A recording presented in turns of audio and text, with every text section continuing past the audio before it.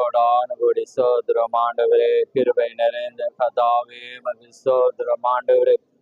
நேற்றும் என்று மாறாதவரே மகிழ் சோதரம். துதிகன மயமைக்கு பாத்திரரே மகிழ் சோதரம் ஆண்டவரே. தேவாதி தேவனே கோடான கோடி சோதரம் ஆண்டவரே. நன்றி கதாவே மகிழ் சோதரம் சோதரம்.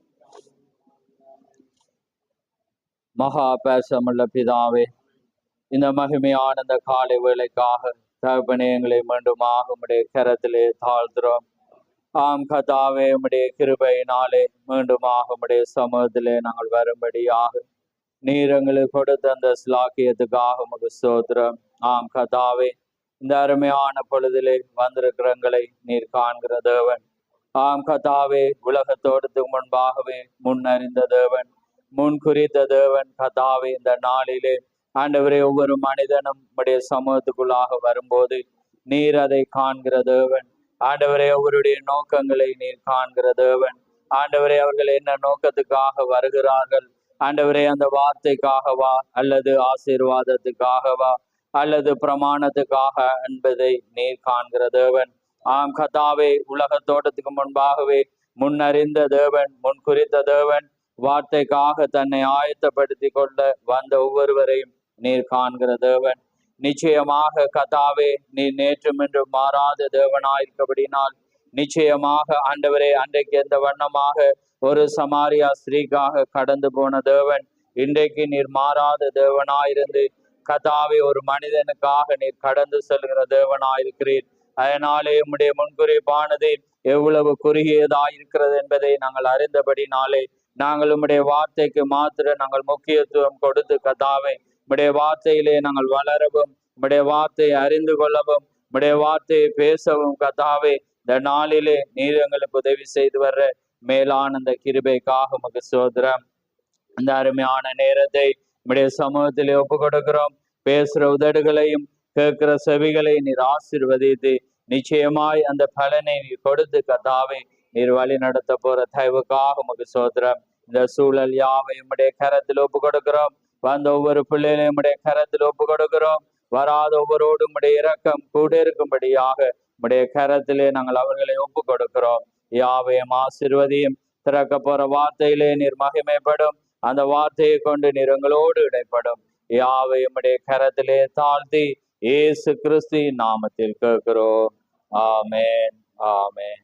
நாங்கள் நின்ற வண்ணமாகவே 2 வேத பகுதிகளை நாங்கள் வாசிப்போம்.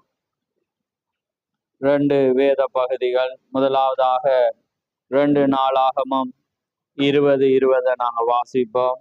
அடுத்ததாக போன வார மத்தேயு 10ஆம் அதிகாரம் 40 - 41 அல்லது 41 - 42 2 வசனங்களை நாங்கள் வாசிப்போம். முதலாவதாக 2 நாளாகமம் 20:20 நாங்கள் வாசிப்போம். பழைய ஏற்பாடு 565வது பக்கம் நாங்கள் வாசிப்போம். நான் வாசிக்கிறேன். அவர்கள் அதிகாலமே எழுந்திருந்து தெக்கோவாவின் வனாந்திரத்திற்கு போக புறப்பட்டார்கள். புறப்படுகையில் யோசபாத் நின்று, யூதாவே, எருசலேமின் குடிகளே, கேளுங்கள், உங்கள் தேவனாகிய கர்த்தரை நம்புங்கள், அப்பொழுது நிலைப்படுவீர்கள். அவருடைய தீர்க்கதரிசிகளை நம்புங்கள், அப்பொழுது சித்தி பெறுவீர்கள் என்றான். ஆமென்.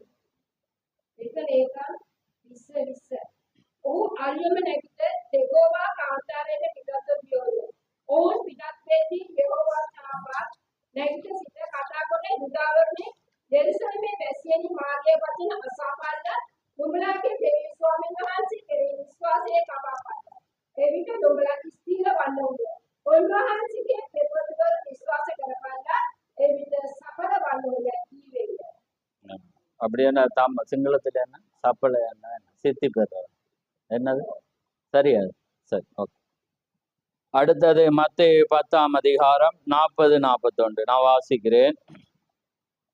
உங்களை ஏற்றுக்கொள்ளுகிறவன் என்னை ஏற்றுக்கொள்ளுகிறான், என்னை ஏற்றுக்கொள்ளுகிறவன் என்னை அனுப்பினவரை ஏற்றுக்கொள்ளுகிறான். தீர்க்கதரிசி என்னும் நாமத்தின் நிமித்தம் தீர்க்கதரிசியை ஏற்றுக்கொள்ளுகிறவன் தீர்க்கதரிசிக்கேற்ற பலனை அடைவான். நீதிமான் என்னும் நாமத்தின் நிமித்தம் நீதிமானை ஏற்றுக்கொள்ளுகிறவன் நீதிமானுக்கேற்ற பலனை அடைவான். ஆமென். උඹලා පිළිගන්නා මා පිළිගන්නේය මා පිළිගන්නා මා එරුතන වහන්සේ පිළිගන්නේය. අනාගත වස්තු කෙනෙක් නිසාම අනාගත වස්තු කෙනෙක් පිළිගන්නාට අනාගත වස්තු කෙනෙකුගේ විපාකය ලැබේ. ධර්මිෂ්ඨයෙක් නිසාම ධර්මිෂ්ඨයෙක් පිළිගන්නාට ධර්මිෂ්ඨයෙකුගේ විපාකය ලැබේ. ஆமென் ஆமென். யாவரும் அமர்ந்திருங்கள்.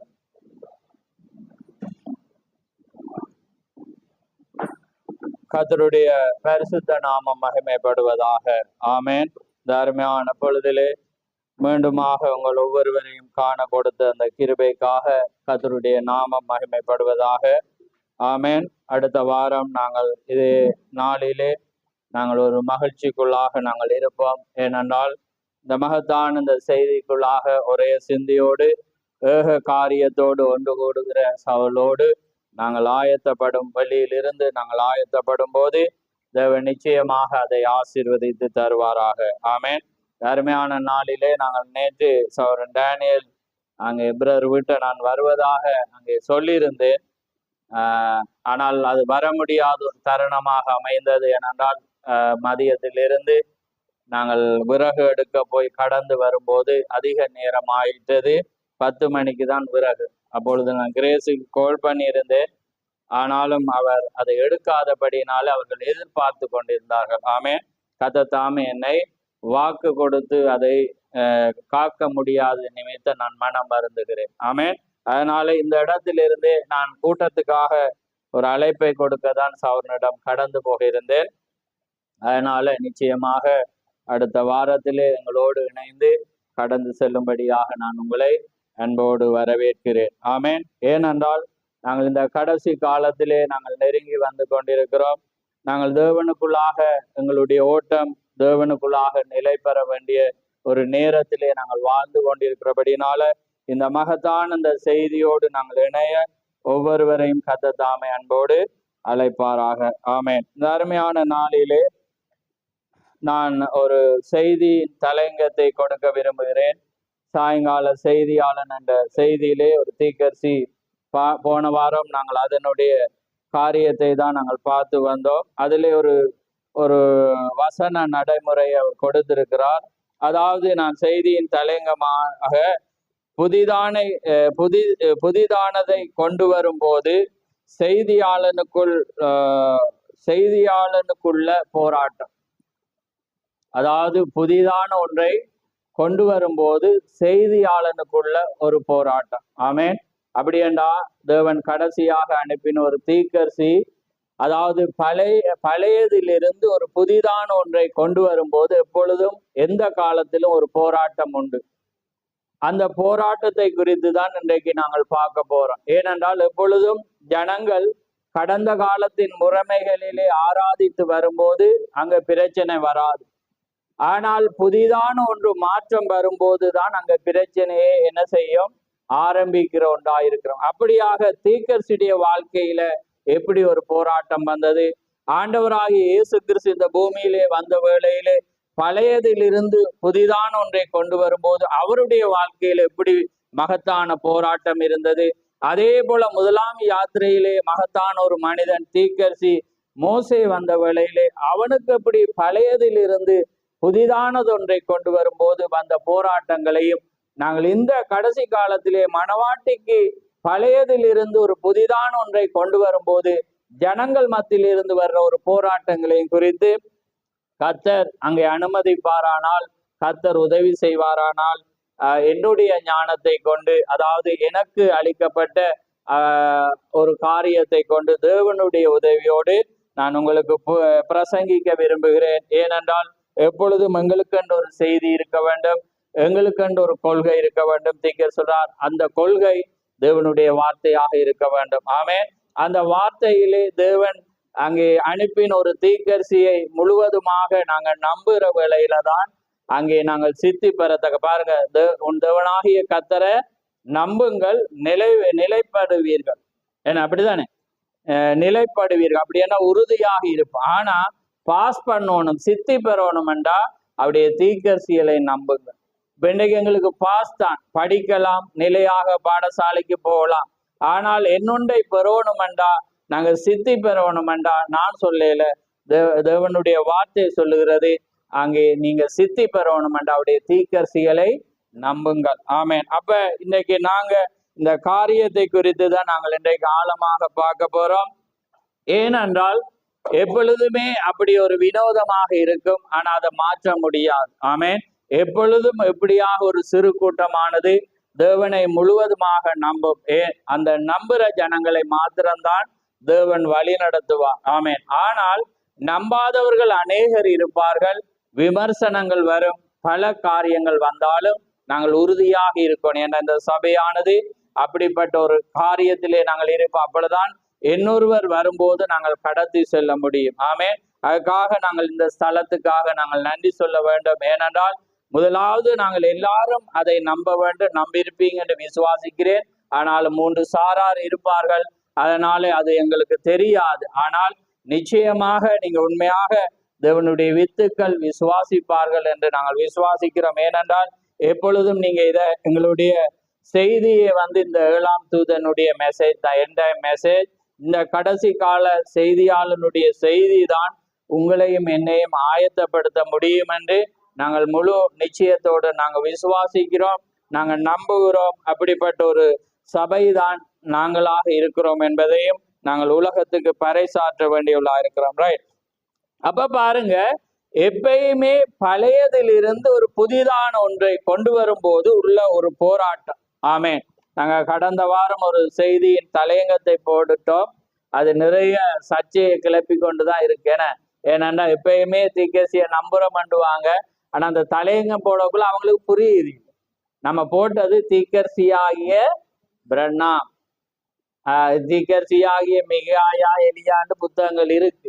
அப்ப அவரை குறிச்சு அவர் சொல்லலாது, நாங்க தான் சொல்ல. எங்களோட மினிஸ்ட்ரி காண்பிக்கிறது. ஆமே, நாங்க தான் அதை காண்பிக்கும். ஓமா இல்லையான்னு சொல்லுங்க. நானும் நீங்க தான் இந்த 7ஆம் தூதன் இவர் என்பதை உலகத்துக்கு காண்பிக்கணும். இவர் கடவுள் அல்ல, இவர் 7ஆம் தூதன். நாங்க அன்றைக்கு ஒரு சவனோட பேசக்குள்ள என்னது இப்படிப்பட்ட நபர்கள் இருக்கக்குள்ள நாங்க பேசக்குள்ள இவருக்கு எதிராக பேசுறோன்னு எனக்கு பயம் பெறுறாரு. அவர் சொன்னார், அப்படி பேசினா கடைசியா இவரே நம்ம தூசிக்கிற மாதிரி ஒரு கட்டம் வந்துடும். ஏன்னா நம்ம சில வேர்ட்ஸ்ல நம்பணும் மண்டக்கல இவர் ஒரு மனிதன், இவனெல்லாம் ஒரு மனிதன் அப்படியும் வந்துடும், வருமா இல்லையா? ஆனா அப்படி ஒரு காரியம் வசனம் வரப்பாக்கு. ஏன்னா அந்த ஆத்திர இன்னொருவருடைய காரியத்தினால நம்ம அவரை ஹேர்ட் பண்ணுவோம். ஆனா அங்கட இருதயத்தை தேவன் அறிவார். ஆனா தேவனால அனுப்பப்பட்ட ஒரு மனிதன். ஆமேன்.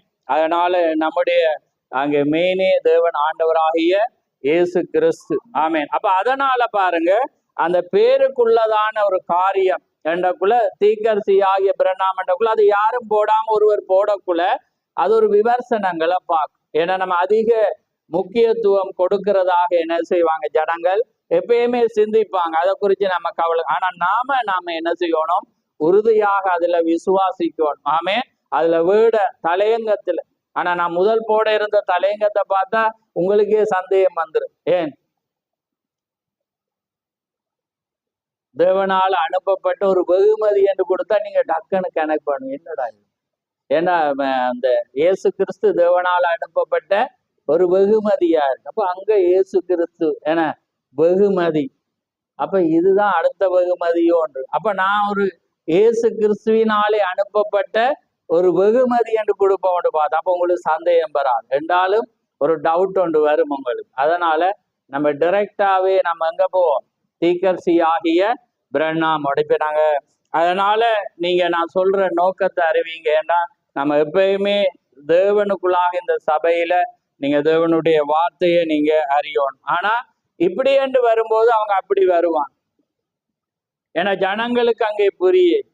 அப்ப ஏன் நீங்க வேதாமத்துல தேவனை குறித்து பேசாம இங்கே இவரை முக்கியத்துவம் கொடுக்குறீங்கன்னு அவங்களுக்குள்ளாக என்ன செய்ய வரும், எண்ணம் வரும். ஆனா அவங்க ஆதியாமத்தில இருந்து வாசிச்சாலே யார கதையை தேவன் எழுதி கொண்டிருக்கிறேன். ஆதாம் நித்திர கொண்டான் எழும்பினான். தேவன் நித்திர கொண்டார், டொய்லெட்டுக்கு போனா எழும்பினார் என்று வேதத்துல எழுதலாம். ஆனா தேவன் யார் எழுதிட்டு இருக்கிறார்? அங்க அடுத்ததாக யாரு? ஆபிரகாம் வந்தோன்னா யாரு தேவன் எழுதிட்டு இருக்கிறார்? ஆபிரகாம் எங்க போனா எங்க வந்தா யார்கிட்ட பொய்ய சொன்னான், யார்கிட்ட ஒரு காரியத்தை செய்த, அடுத்ததுக்கு ஸ்டெப் பண்ணோன்னு ஈசாக்குவார், யாக்கோபுவார். அப்படியே வரக்குள்ள தாவீது செய்த யுத்தங்கள், நித்திரை கொண்ட அவன் செய்த பிள்ளை. அப்ப வேதமே பாத்தீங்கன்னா தம்முடைய பிள்ளைகளாலதான் தேவன் வெளிப்பட்டான். தீக்கர் சொல்றார், தேவன் அங்கே தம்முடைய ஜனத்தினாலே தான் யார் என்பதை வெளிப்படுத்தினார். இன்னைக்கு அதனாலதான் அவர் சொல்றார், இன்றைக்கு தேவன் நான் யார் என்பதை வெளிப்படுத்ததான் அசையாத ஒரு மனவாட்டியை அவர் உருவாக்கினார். ஆமேன். முதலாம் ஏவாள் விழுந்து போனாலாம், ஆனால் இரண்டாம் ஏவாள் விழுந்து போக முடியும். அதுதான் தீக்கருடைய மனவாட்டி.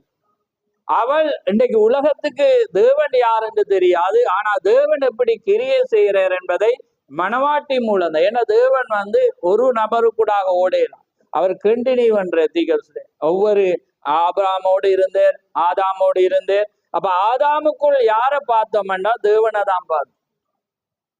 அதனாலதான் அந்த ரெபேக்காலை குறித்து அங்கே பேசப்படுகிற வேளையில ரெபேக்காலை போல ஒரு மனவாட்டியை தேவன் காண்கிறார் என்றபடினாலதான் ரெபேக்கால் அவருடைய குணாதிசயங்கள் எழுதப்பட்டது. அப்ப அதே போலதான் நீங்க எப்பயுமே நீங்க ரெபேக்காலை பார்க்கும்போது அங்க கிறிஸ்துக்கு அங்கே ரெபேக்காலுக்குள் இருக்க குணாதிசயத்தை பார்க்கணும். ஈசாக்குள்ளே பார்க்கும்போது அங்க இயேசு கிறிஸ்துவை காணும். அப்ப இயேசு கிறிஸ்து யார், எப்படிப்பட்ட ஒரு இயல்பை அவர் எதிர்பார்க்கிறார் என்பதை ரெபேக்கால வைத்துதான் நீங்க பார்க்கலாம். இந்த சாயங்கால செய்தியாளர்லாம் தான் இருக்கு, அதைதான் நாங்க பார்க்க போறோம். அப்ப நான் இந்த சாரம்சத்தை சொல்றேன். ஏன்னாண்டா எப்பயுமே நீங்க ஆணித்தரமாக அதை அறிந்து கொள்ளவும். ஏனென்றால் இந்த பரலோகத்துக்கான ராஜ்யத்துல நாங்க சித்தி பெறணும்டா இந்த நாள்ல அனுப்பின ஒவ்வொரு மெட்டீரியல், ஒவ்வொரு அந்த தங்க கட்டிகள், ஒவ்வொரு வார்த்தைகளை நீங்க அவதானிக்காவிட்டா நீங்க ஃபெயில் ஆவீங்க. ஆமேன். இந்த நாள்ல தேவன் ஒரு ஆசிரியராக அவரை வைத்திருக்கிறார். அவர் இன்றைக்கு ஒரு புத்திர சுயாரத்தை தெரிந்து கொள்ள ஒரு உபாத்திரியரை அனுப்பினது போல தேவன் ஒரு உபாத்தியரை தான் தேவன் அனுப்பியிருக்கிறார். ஆமேன். அந்த உபாத்தியருக்கூடாக வர்ற ஒவ்வொரு வார்த்தை நடைகளை அவர் எப்படிப்பட்ட ஒரு மனவாட்டியை தேவன் எதிர்பார்க்கிறார் என்பதற்காக தேவன் இந்த நாள்ல ஒரு தீர்க்கதரிசியை தேவன் அனுப்பி இருக்கிறார். ஆமேன். அப்ப பாருங்க, இப்ப நான் பாயிண்ட்டுக்கு வாரேன். நாங்க பாருங்க, அப்ப உங்களோட செய்தியை கவனிப்பா உன்னிப்பா பாருங்க. பழையதில் இருந்து, பழைய முறைமையில இருந்து புதிதான ஒன்றை கொண்டு வரும் உள்ள போராட்டம். அப்ப அதே போல நீங்க குடும்ப வாழ்க்கையில நீங்க வந்திருப்பீங்க. ஆனா உங்களுக்குள்ள தேவன் ஒரு காரியத்தை செய்து வந்த பிற்பாடு உங்களோட சிஸ்டம் சேஞ்ச். இன்னைக்கு கவர்மெண்ட் வந்த மாதிரி இன்னைக்கு உங்களுக்கு வரும். முதல் ஆரம்பத்துல கணவன் மனைவியும் நல்லா சந்தோஷமா இருப்பீங்க, பிள்ளைகளோட இருப்பீங்க. ஆவிக்குரிய வார்த்தைய கொண்டு உங்களோட மனைவியை திருத்தக்குள்ளையோ அல்லது கணவனை திருத்தக்குள்ளையோ அல்லது பிள்ளைகளை திருத்தக்குள்ள வரும். என்ன வரும்? அங்க அருமது ஒரு யுத்தமே வந்துடும், 3ஆம் உலக யுத்தம் மாதிரி வரும். ஆனா நீங்க அதை சேஞ்ச் பண்ணாம இருந்து பாத்தீங்கன்னா எப்பயுமே உங்களை போல ஒரு காதலர் காதலிய கண்டே கொள்ளையில்லாத அளவு நீங்க இருப்பீங்க. ஏன்னா கிறிஸ்துக்குள்ளால வராத மட்டும் அது எல்லாமே சரியா. ஆனா எப்ப நீங்க உங்களோட வாழ்க்கை ஜெபத்தை கொண்டு வந்து குடும்ப ஜெபம் கொண்டு வரணும். நீங்க இப்படி உடுத்தக்கூடாது, இப்படி அலங்கரிக்க கூடாது, மற்றவங்களை குறிச்சு பேசக்கூடாது, அப்படி எல்லாம் சொல்ல வந்து பாருங்க. அண்ட் நைட் முழுக்க உங்களுக்கு என்ன வரும்? பிரச்சனை. அடுத்த நாளும் அது தொடரும். கண்டினியூவா கூட அது சில நேரத்துல போகலாம். ஆனா நீங்க அதை எல்லாமே சொல்லும் கண்டு காணாதோர் போல இருந்தார்கள் போல நீங்க இருப்பீங்கன்ற எந்த பிரச்சனையும் பெறாங்க. அப்படி இருக்க போறோமா? அல்லது நாங்களோட வாழ்க்கை நாங்க சேஞ்ச், நாங்க வித்தியாசப்பட்டவர், தேவனங்களை வித்தியாசமாக உருவாக்கி இருக்கிறோம். அதான் உலக தோட்டத்துக்கு முன்பே தேவனால் சிருஷ்டிக்கப்பட்டு தேவனுடைய செய்கையாயிருக்கிறோம். அப்ப நீங்க செய்தா அது தேவன் செய்யறதா இருக்கவன். அப்ப உங்களோட வாழ்க்கை மாறி இருக்கும். உங்களோட ஆவிக்குரிய வாழ்க்கை மாறாம இருந்து நீங்க செய்யும் போது அது ஃபெயில் ஆகும். ஆமே. ஆனா நீங்க ஆவிக்குரிய விதத்துல நீங்க மாறி செய்யும் போதுதான் அங்க என்ன செய்ய யுத்தம். அப்ப பாருங்க, இஸ்ரவேல் ஜனங்களுக்குள்ளாக பழைய நியாய பிரமாணத்தை ஆடவெட்டி மாடவெட்டி புறாவை கொண்டு வந்து பழி செலுத்த மட்டும் எந்த பிரச்சனையும் இல்லை. நாங்க ஒரு பெரிய தீர்க்கதரிசி சொல்லிட்டார், அதை செஞ்சுட்டு இருக்கோம். ஆனா இயேசு கிறிஸ்து பழிய அன்றாட பழிய ஒழிக்கக்குள்ள என்ன வந்துட்டு பெரிய யுத்தமே வந்துச்சு. ஏன்? எங்களுக்கு பெரிய ஒரு தீர்க்கதரிசி இருந்தார், மோசேயை போல ஒரு மனிதன் இல்லை. இவன் யார் சொல்றது? இவன் தகப்பன் தாய் அறியாத ஒரு விபச்சார களவாக பிறந்து வந்துச்சா இல்லையா? வேதத்தை வாசிச்சாதான் ஆமேன் நண்டுவீங்க. ஏனென்றா அதுதான் உங்களுக்கு தெரியும். அவருக்கு பயங்கர போராட்டம். நான் சொல்லாம நான் வாசிக்கிறேன். முதலாவது நாங்க பார்ப்போம் போராட்டத்தை. புத்தகம் இருந்தா பாருங்க, 122வது பந்தியில சாயங்கால செய்தியாளர் நான் வாசிக்கிறேன் பாருங்க. நீங்க அந்த நெட்டுல போன்ல பாத்தீங்கன்னா நம்பர் வித்தியாசமா இருக்கு. இது புத்தகத்துல நான் கொண்டது. நான் எப்பயுமே நான் பேசிட்டு போகலாம், என்ற சிந்தைக்குள்ள எல்லாமே வந்துட்டு. ஆனா உங்களுக்கு ஒரு ஆதாரமாக இருக்கதான் நான் வாசிக்கிறேன். நான் அப்ப இதை வாசிக்கக்குள்ளதான் எனக்கும் சர்ச்சையில் வர. ஆனா நான் எதையும் பொருட்படுத்த மாட்டேன். ஏனண்டா தேவன் இந்த நாள்ல அனுப்பின அந்த வார்த்தையை நாங்க விசுவாசிக்கிறோம். ஆமேன். இன்னைக்கு எழுதப்படாத ஒரு வேதாகமம் ஆயிருக்கிறது. ஆமேன். இன்னைக்கு எழுதப்படாத வேதாகம். அன்றைக்கு அந்தந்த மனிதர்கள் செய்யும் போது அது எழுதப்படையில. ஆனா அவங்க மரிச்ச பிற்பாடு அது எழுதப்பட்டதை ஜனம் விசுவாசிப்பாங்க. நடக்கும் போது எப்பயுமே விசுவாசிக்க மாட்டாங்க, சர்ச்சை வரும். ஆமேன். பாருங்க, இந்த கடைசி காலத்தில் தேவன் 122 ரைட். பாருங்க, தூதனுக்கும் செய்தியாளனுக்கும் பழையதிலிருந்து புதிதான ஒன்றை வேறு பிரித்தல் எப்பொழுதும் ஒரு போராட்டமாகவே இருந்தது. ஆமேன். பாருங்க, தூதனுக்கும் செய்தியாளனுக்கும், பலமுள்ள தூதனுக்கும் செய்தியாளன். தூதன் என்றாலும் செய்தியாளன். பலமுள்ள தூதன் என்றா உங்களுக்கு வேதத்துல தெரியும் யாரை குறிக்கிறது. என்ன அது? இயேசு கிறிஸ்து. ஆமேன். அது ஆண்டவரை குறிக்கிறது. ஆமேன். அதனால நீங்க கவனமா அதை பாருங்க. இன்னைக்கு கூட பிள்ளைகளுக்கு எடுத்த நான் ஈசாக்கு யாக்கோப ஆசீர்வதிக்கக்குள்ள அவன் சொல்றான், உன்னை உண்ட சௌரனும் வணங்குவாங்க, எல்லா ஜனங்களும் வணங்குவார்கள். அப்ப பாருங்க, வணங்குவார்கள். அப்பக்குள்ள கென்பீஸ்வர் அங்கே நான் பார்த்தேன்னா தாவீது ஆண்டவர். ஆனா வணக்கம் வேற, தொழுகை வேற. அது நிறைய கிறிஸ்தவங்களுக்கு அடிப்படை. அதுவும் மணவாட்டி சபைக்கு தெரியவே தெரியாது. வணக்கத்துக்கும் தொழுகைக்கும் தெரியாது. நீங்க எவ்வளவுதான் காரியங்களை அறிஞ்சாலும் உங்களுக்கு பேசிக் தெரியாது. வணக்கம் வேற, தொழுகை. வணக்கம் என்பது நீங்க ஒரு ஆசிரியர், ஒரு பாஸ்டரோ அல்லது நீங்க ஒரு சௌரசானிக்குள்ள பிரைஸ் லார்ட், இது வணக்கம். தொழுகை என்பது ஆராதனைக்குரியது, அது கடவுளை மாத்திரம். அதாலதான் பாருங்க, சாபனை ரெவரண்ட் இன்னார் எங்கடாக்கள் ரெவரண்ட் என்று ஒரு கடிதம் வந்தா சிந்திப்ப என்ன இவர் வணக்கத்துக்கு போட்டுட்டாங்க. ஆனா வணக்கத்துக்குரியவங்கன்றக்குள்ள வணக்கம் புரியுதா அவங்களுக்கு? அப்ப பாருங்க, இதை நீங்க போய் படிச்சாதான் தெரியும். இல்லாட்டி ரெவரண்ட் போட அவரை வணக்கத்துக்குரிய, அவருக்கு யாரையும் சில பேர் சில கேள்விகள் வர, இப்படி சில பேர் போட மாட்டாங்க. போட்டா கும்புற மாதிரி போயிருமா. அந்த போன்ல இருக்குதானே, அந்த அப்படி எப்படி நிறைய, அதனால இப்படி போட்டுருவாங்க. இப்படி அதுக்காக நீங்க போற, நான் உங்களை பார்க்கல உலகத்துல இங்கே நான் எதையுமே பேசல. நான் அந்த ஃபேஸ் பண்ற காரியங்களை வச்சு அந்த ஃபேஸ் பண்ற மனிதருக்காக நான் எப்பயுமே பேசுறேன். இல்ல வேதத்துல அப்படி இல்லை, உங்களுக்கு தெரியும். அது ஒருவருக்கு அப்ப ஜனத்துக்கு ஒரு பிரச்சனை வரக்கூடாது, அதுல ஆழத்தை பேசக்குள்ள ஜனம் புரிஞ்சு கொள்ளுவாங்க. ஆமே. அப்ப அதனாலதான் இப்ப ஹார்ட போட்டா நாங்க இருதயபூர்வமாக விசுவாசிக்கிறோம். அதனாலதான் தீக்கரிசிட்டு அவ்வளவு கட்டிக்கினா ஹார்டை தான் போடும். ஆமேன். அது ஆமேன். ஆமே. அது சத்தியம். அது கத்தர் உரைக்கிறதாவது, பிரணாம் அல்ல, தேவனுடைய வார்த்தை உரைக்கிறதா. அப்ப அது இருதயத்துல நாங்க அப்படி எப்படி அச்சொட்டா வருதுன்னு அந்த வாசிக்கிறவங்களுக்கு தெரியும். அவ்வளவு ஒரு தங்க கட்டியார்.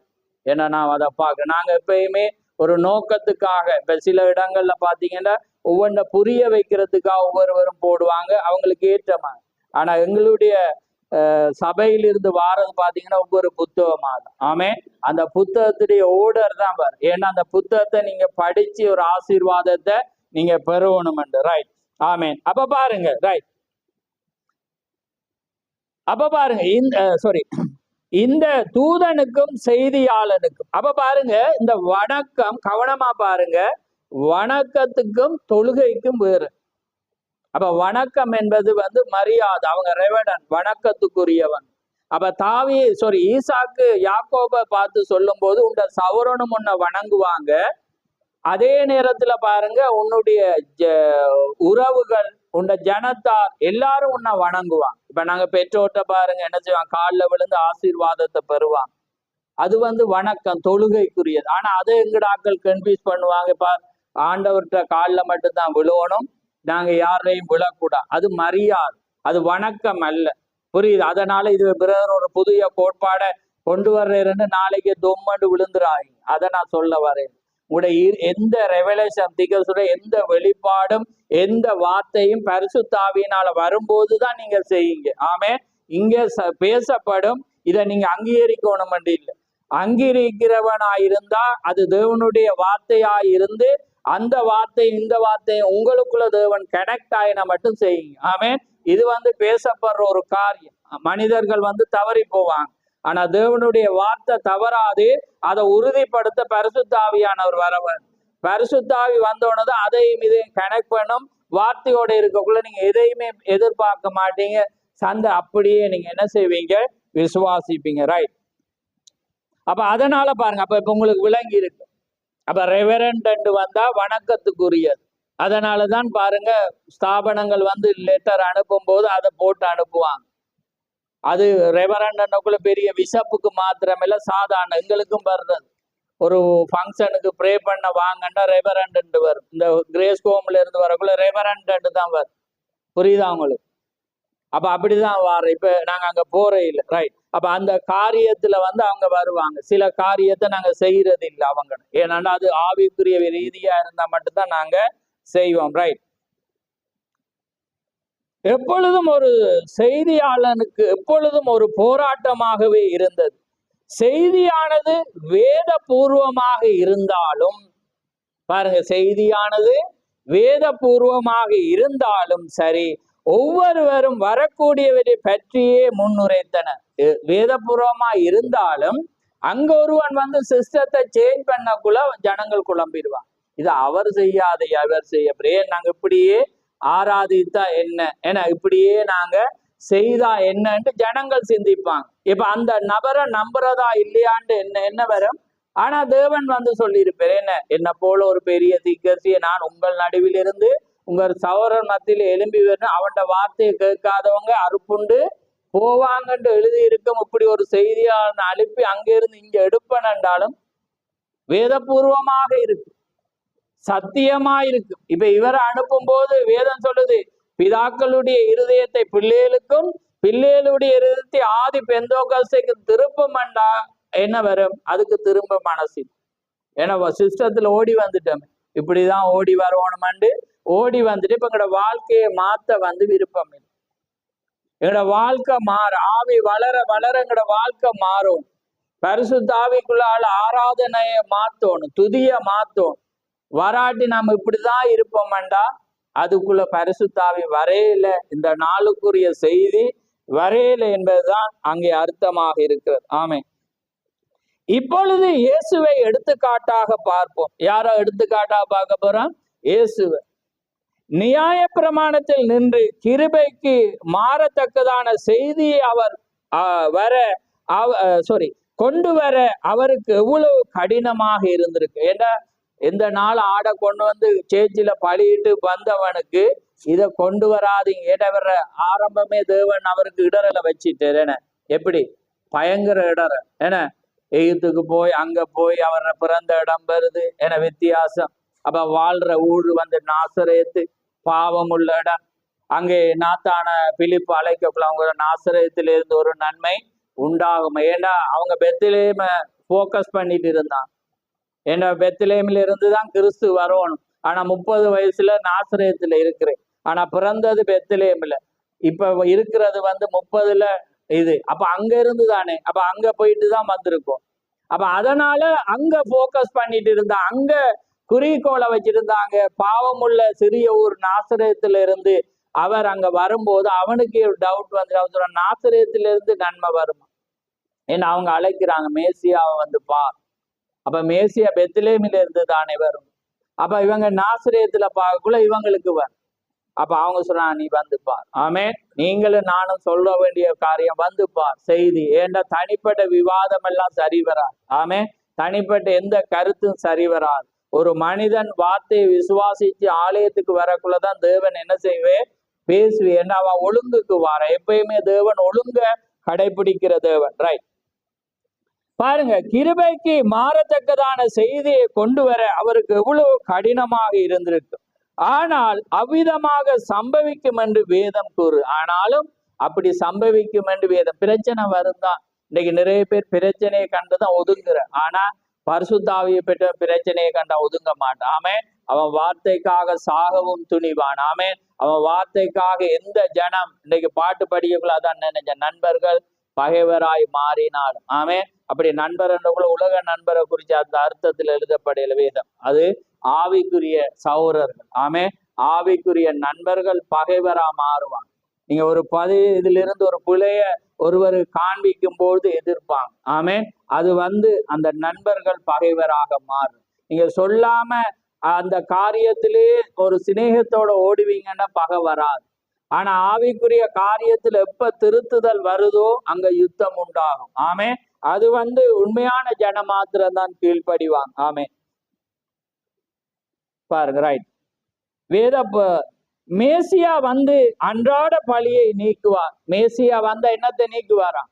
அன்றாட பலியை நீக்குவாருன்னு யார் எழுதி இருந்துச்சு? அதை வாசிச்சாங்க, விசுவாசிச்சாங்க. ஆனா அந்த அன்றாட பலி அவர் என்ன செஞ்சு நீக்கக்குள்ள தான் சீக்கிரம். ஆனா மேசியான்னு எதிர்பார்த்தாங்க, விசுவாசிச்சாங்க. இவர் ஒரு தீர்க்கதரிசி என்று விசுவாசிச்சாங்க. ஆனா செய்திய மாத்தக்குள்ளதான் அவங்க. அதே மாதிரிதான் இவருக்கும் பாருங்க, நாங்க தீர்க்கதரிசியை விசுவாசிக்கிறோம்ன்றாங்க. இங்க இவர் சொல்லி இருக்கிறார் என்று வரக்குள்ள பிளக் ஆக ஓமா இல்லையா? ஆனா அது மட்டும் என்ன சொல்றாங்க? தீர்க்கதரிசிய விசுவாசிக்கிறோம்ன்றாங்க. ஆனா தீர்க்கதரிசி இதை சொல்லி இருக்கிறோட அங்க மாறிவார். அப்ப அவங்க முழுமையா விசுவாசிச்சிருக்காங்க இல்லையா? தீர்க்கதரிசி ஏண்டா முழுவதும் தான் ஏண்டா அறகுறை தீர்க்கதரிசி தேவன் அனுப்புவேன். சொல்லுங்க, நீங்க தான் சொல்லுங்க. அறகுறை அனுப்ப மாட்டேன். உறுதிப்படுத்தினா அவன் பேசுற ஒவ்வொரு வார்த்தையும் சத்தியமாயிருக்கு. அவன் பேசின ஒவ்வொன்றும் சத்தியமாயிருக்கும். அதை நம்பி நீங்க தவறுல போனாலும் தேவன் திருத்தி கொண்டு வர அவர் வல்லவராயிருக்கிறார். ஏன்னா அவரை தெரிந்து கொள்வதில் தவறாக ஒரு நாளும் விட மாட்டார். ஆமே. அதான் அவர் தேவனாயிருக்கிறார். ஏதோ அவர் சொல்ற, நீ ஒன்று புலியாயிரு, சரியாயிரு. பவுல புலியா போனவனுக்காக விட்டேரா சவுல? இல்ல, அவன் திருப்பி ஏன்னா அவன் கடவுள்ல ஒரு மனிதனுக்கு கொண்டு வராங்கன்ற ஒரு வைராக்கியம். அதான் நான் சொல்றேன், நான் இதை பேசும்போது ஒருவன் வைராக்கியமா அப்படி இருப்பானாண்டா தேவன் திருப்பி. அவங்களோட வைராக்கியம் அது இல்ல, குறப்பிடிக்கு. ஆமே. அது ஒரு நாள் தேவன் கொண்டு வர மாட்டான். அப்படி என்று அவங்க எல்லாமே விசுவாசிக்கும். அப்ப இங்க என்ன இருக்குண்டா, அன்றாட மேசியா வந்தா அன்றாட பலியா. மேசியாண்டா என்ன? அது ஒரு தீர்க்கதரிசியை குறி செய்தியால். அதான் சன் ஆஃப் மேன், அதாவது மனுஷகுமாரன் என்றாலும் ஒரு தீர்க்கதரிசியை தான் குறிக்கும். அதனாலதான் அதை கொண்டு இதுக்குள்ள ஜாயின் பண்ணுவான். அப்ப அதாவது சன் ஆஃப் மேன், அதாவது மனுஷகுமாரன் என்றாலும் தீர்க்கதரிசியை தான் அது குறிக்கும். அப்ப இயேசு தீர்க்கதரிசியாக வந்தார். ஆனா அவர் என்னையா இருந்தார்? 100% மனிதனும் 100% தேவனும் ஆயிருந்தார். மற்ற எல்லாமும் பங்கு. அதுலதான் நீங்க கவனிங்க. தீர்க்கதரிசி ஒரு பங்கு, மோசே ஒரு பங்கு, எலியா ஒரு பங்கு. ஆனா இயேசு மட்டும்தான் 100 இருந்தார். ஆமே. அவர் தான் 100% மனிதன், 100% தேவன். புரியுதா உங்களுக்கு? இவர் இந்த 4க்குரிய பங்கு, இந்த பங்கு தான் உங்களை கம்ப்ளீட் பண்ணும். ஏன்னா தேவன் அந்த ஒரு ஸ்தானத்தை கொடுத்திருக்கிறார். 7ஆம் தூதன் சத்தமிடுகிற நாட்கள்ல தான் என்ன வரும்? தேவ ரகசியம் நிறைய எல்லா கம்ப்ளீட். ஆதி ஆமத்திலிருந்து வெளிப்படுத்தல் மட்டும் முழு ரகசியமும் இவர் வராம வராது. அப்போ ஒரு உலகத்துல ஒரு ஆசிரியரோ அல்லது உங்களுக்கு கணிதமோ சயின்ஸோ அல்லது ஜதாத்தோ உங்களோட பாணியில உங்களை மாத்திட்டீங்கன்னா அன்றைக்கு என்ன செய்வீங்க? அவட பேர்த்டேண்டா என்னத்தை கொண்டு போவீங்க? கேக்கே வேண்டி போறீங்க. இப்ப பிள்ளையெல்லாம் செய்யுதுகள், கேட்க வேண்டுதுகள், என்ன வெட்டுதுகள், சர்ப்ரைஸா கொண்டு வருது. இந்த எல்லாத்தையும் விட மாத்தின இவருக்கு நம்ம ஒரு பலகாரத்தை கொண்டாந்தா புரியுதா உங்களுக்கு? ஆமேன்னு சொல்லுங்க. புரியுங்க, நோமலா சொல்லக்கூடாது. ஆமே. இப்ப புரியுதா நான் சொல்றேன்? இப்ப இவரை கொண்டாட நாங்க யாரும் பாரு, உங்களுக்கு ஜதார்த்தத்தை பேசிக்கொண்டு புரியுதா? உங்களுக்கு உணர்வை கொண்டு வர ஒரு அட்ராக்ஷன், தீர்க்கதரிசியோட கவர்ச்சி வரும். அப்படி இந்த தீர்க்கதரிசி வந்ததாலதான் எவ்வளவு நம்ம கற்றுக்கொண்டோம். ஆமே. தேவன் இவர் அனுப்பின வெகுமதியாயிருக்கிறது. ஆமே. அதே போலதான் சபையில ஒரு ஊழியன் அப்படி எழுப்பினா பேச தெரியாமங்களுக்கு வராது. அப்ப அவங்களுக்கு ஆண்டவரே இந்த நாள்ல ஏன்னா தேவனுக்குள்ளால தேவன காரியத்தை சொல்லதுக்காக நீங்க நன்றி செலுத்தணும். ஆமே. அப்பதான் அவர் மகிமைப்படுவார். யாரு? தேவன் மகிமைப்படுவார். எனக்கு யூடியூப்ல கேட்டுட்டு குடும்பமாக இருந்து செய்யறவங்க சொல்லுவாங்க, ஆண்டவர் இந்த இடத்துல உங்களை வச்சதுக்காக நாங்க நன்றி செலுத்துறோம். ஆனா எங்கட ஜனங்கள்கிட்ட வராது நீங்க சொல்லணும்னு நான் விரும்பேன். அது இருதயபூர்வமாக தேவனை ருசி பார்க்கக்குள்ள செய்தி உங்களோட ஆழங்கள் உங்களோட வாழ்க்கையை மாத்தக்குள்ள, ஐயோ நான் இப்படி இருந்து இந்த வாழ்க்கையை மாத்தினதுக்கு நாங்க தேவனுக்கு நன்றி செலுத்தோம். ஆமே. அப்ப அதே போல பாருங்க, ஒரு ஆசிரியர் சாதாரண ஒரு உலக அறிவு அது எப்பயுமே திகசுர செய்திக்கு அந்த கல்வியானது எப்பயுமே எதிராக இருந்தது. ஆமே. கல்வி எப்பயுமே தேவண்ட செய்திக்கு எதிராக தான் இருந்தது. ஆனா தேவனுக்குள்ளாக இருக்கிற மனிதன் கல்வியை தேவனுக்குள்ளாக வைக்கும் போது அது ஆசீர்வாதம். ஆமே. அப்ப பாருங்க, அப்ப ஒரு அவங்களுக்கு நாங்க என்ன செய்யறோம், அவங்களுக்கு ஒரு ஆசிரியருக்கோ உள்ள ஒரு உலக மனிதனுக்கு நன்மை செய்யக்குள்ள, இப்ப கிறிஸ்டோபர் பாஸ்டர் வெஸ்ட் இந்தியன்ல அவர் போக்குள்ள நாம என்ன செஞ்சோம்னா அவருக்கு விருப்பமான செய்தியிட காரியங்கள், அவருக்கு சில பேர் எல்லாம் கப்பெல்லாம் என்ன செய்தாங்க, ஏன்னா காரியங்கள்ல எல்லாமே செய்தாங்க. ஓமா இல்லையான்னு சொல்லுங்க. எல்லா சாமான்களையும் நாம என்ன செய்ய அவருக்கு ஒரு வெகுமதியை கொடுத்து, ஏனென்றா அந்த இடத்துல ஒரு ஊழிய காரியங்களுக்கு ஒரு ஒரு ஒரு உந்துதலாக அவர் இருந்தார். ஆமே. ஓமா இல்லையான்னு சொல்லுங்க. அப்ப பாருங்க, அதுக்கெல்லாம் நம்ம காசை செலக்ட் பண்ணி ஒரு காரியம், ஆனா தேவனுக்குள்ளாக ஒரு காரியம் பெறக்குள்ள எங்களுக்கு புரியுது இல்லை. ஏன்னா நாம அதை ஏன் அவருக்கு செய்யறோம், இது அவருக்கல்ல தேவனுக்கு. ஆமே. தேவன் இந்த நாள்ல அனுப்பினபடினால் ஒரு காரியத்தை நம்ம செய்யும் போது ஒரு மகத்தான ஒன்றா இருக்கு. ஆனா அந்த அட்ராக்ஷன் தெரியாத, ஒரு கவர்ச்சி தெரியாத, எந்த உணர்வில்லாத எந்த மனிதனுக்கும் அதே புரியாது. ஏன்னா நீங்க அதான் திகசுரிய உணர்ச்சியற்ற எதுவுமே மரித்ததா இருக்கிறது. உங்களுக்கு உணர்வு வரும், ஒரு உணர்ச்சி வரும். உணர்ச்சி இல்லாத ஒரு மனிதன் மரித்தவனாயிருக்கு. ஒரு காரியத்துல வரக்குள்ள ஒவ்வொருவருக்கும் உணர்வு வரும். ஒரு ஆனண்டா தண்ட மனைவியில ஒரு உணர்வு வரணும். ஒரு காரியங்களை செய்யும் போது அனுதாபம் அந்த உதவி செய்யணும் என்ற ஒரு காரியம் வரும். அதே போல மனைவிக்கு அது வரும். வராது இல்லாத எல்லாமே மரிச்ச குடும்பம். ஓமையிலேன்னு சொல்லுங்க. ஒருவருக்கு ஒருவர் உதவியா இருக்கதான் தேவன் அதே போலதான் சபையான். இன்னைக்கு கிறிஸ்துக்கு நாங்க உதவி செய்யறதான்னு கேட்பீங்க, அதெல்லாம் கேட்டுருவீங்க, பயமா இருக்கு. ஆனா நீங்க உதவியா இருக்கதான் தேவன் வச்சாரண்டா நீங்க ஆச்சரியப்படுவீங்க. அதான் சத்தியமா இருக்கு. வேதத்திலேயே வாசிக்கிறீங்க, தேவனுக்கு தெரியாண்டி. அதான் திகசுரிய மோசேய அவர் கொண்டு வராமலே அந்த வானத்திலிருந்து ஒரு சத்தத்தை வச்சு கொண்டு போயிருக்கலாம். ஆனா தேவன் எப்பயுமே தன்னை ஜனத்தை கொண்டு போய் ஒரு மனிதனை தான் அவர் தெரிவு செய்யும். அப்ப அதே போலதான் இன்றைக்கு உலகத்துக்கு ஒரு செய்தியை கொண்டு வரணும்டா உங்களை தான் கொண்டு போவேன். ஏன்னா உங்களுக்கு மினிஸ்ட்ரி இருக்கு. தீர்க்கதரிசிட காலத்திலேயே டைரக்டா கேட்கிறாங்க, மணவாட்டிக்கு ஒரு ஊழியம் இருக்கு. ஆமையா, நிச்சயமாய் நிச்சயமாய் மணவாட்டிக்கு ஒரு ஊழியம் இருக்கு. அப்ப வேதத்துல 22ஆம் அதிகாரத்துல என்ன இருக்கு, வெளிப்படுத்தல் ஆவியும் மணவாட்டியும் வா என்கிறார். இன்னைக்கு நீங்க தான் அழைக்கணும் ஒரு மனிதனை, வா நீ பார். நீங்க அவனோட ஃபைட், உங்களை எதிர்த்தாலும் நீ என்ன செய்வா, உங்களுக்கு தான் ஊழியம் இருக்கு. ஆவியும் மணவாட்டி, இப்ப நீங்க தான் உலகத்துக்கு காண்பிக்கணும் ஒரு செய்தியாளர். தேவன் ஒரு செய்தியை கொண்டு வந்தா. அப்ப பாருங்க, அது தானா வராது. பேலைய கட்ட யாருக்கு உணர்வை கொண்டு வந்தாரு அவன் தான் செய்வான். அதான் நான் எழுமின புதுசுல இந்த ஆட்டோல பின்பாகத்துல உங்களுக்கு தெரிஞ்சிருக்கு. இப்ப ஆக்களுக்கு தெரியாது. ஆரம்ப நாட்கள்ல உங்களுக்கு தெரியும், மேல ஜீசஸ் ரெண்டாவது மணவாட்டி இங்க இருக்க, கீழே தீர்க்கதரிசி இருந்து அவர் காற்று. ரெண்டாவது இது அந்த படம் அப்படியே அந்த பின்னில போட்டு இருந்துச்சு. அது இலங்கை பூரா போச்சு. பரியாசம் பண்ணினான்.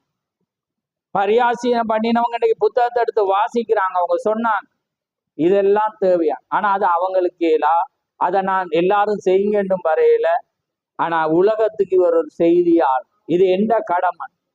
அதான் அன்றைக்கு அந்த காரியத்துல அந்த ரத்தம் தோய்த்த அந்த மகத்தான இந்த தேவனுடைய செய்திய காண்பிக்க அந்த காரியத்தை எல்லாருக்கும் வரல, உங்களுக்கும் வரணும். உங்களுக்கும் ஏதாவது ஒன்றை வச்சிருப்பேன். அந்த வேலை என்னால செய்ய, எந்த வேலையை உங்களால செய்ய. நீங்க காத்திருந்து அதுக்காக ஜெபிக்கிறது தான் சந்தோஷமானது. அப்ப அந்த காரியங்களை வச்சு இன்றைக்கும் என்னுடைய ஆற்றலான உள்ளே இருக்கு. திகழ்ச்சி இன்றைக்கு பிரணாமுடையதும் இஸ்ரவேலுடைய தேசிய கொடியும், நான் எந்த கோட்டைக்குள்ளே எந்த முஸ்லீம் காரியத்துக்குள்ளேயும் அது போகும். அது ஏன்னா அவங்க இப்ப கிப்பிக்கிறாங்க இருக்கிற. இன்றைக்கு ஒருவனை அரெஸ்ட் பண்ணினது இஸ்ரவேல் கொடியை அவமதிச்சதுக்காக ஒருவனை அரெஸ்ட் பண்ணியிருக்கான். அதாவது இலங்கை முஸ்லீம் ஒருவரை இந்த கவர்மெண்ட் அரெஸ்ட் பண்ணியிருக்கேன்டா அது இஸ்ரேல் கொடியை அவமதிச்சதுக்கா. அவங்க இஸ்ரேல் கொடிய அனுமதி இல்லை.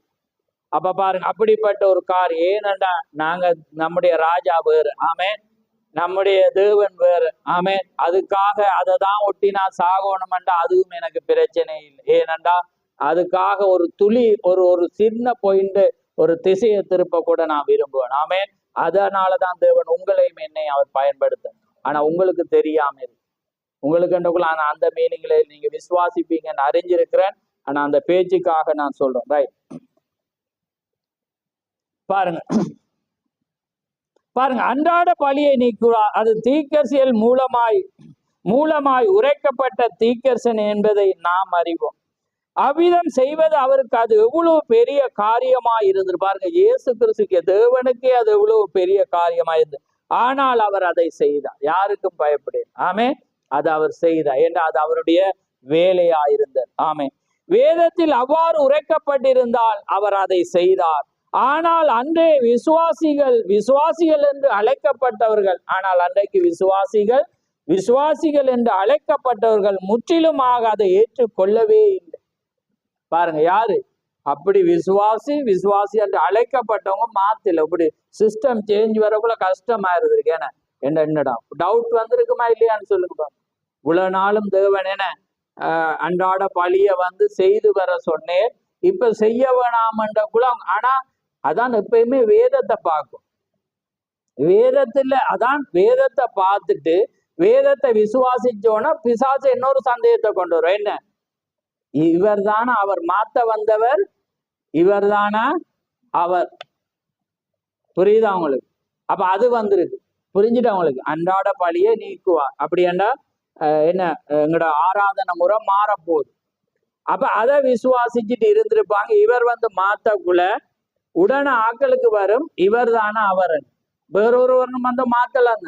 அப்ப இவரை அவங்க அப்ப எங்க வருது? இப்ப இதை ஏற்றுக்கொள்றாங்க, அவர் செய்ததை மாறாம இருக்கக்குள்ள இப்ப யார் அவமதிக்கிறாங்க?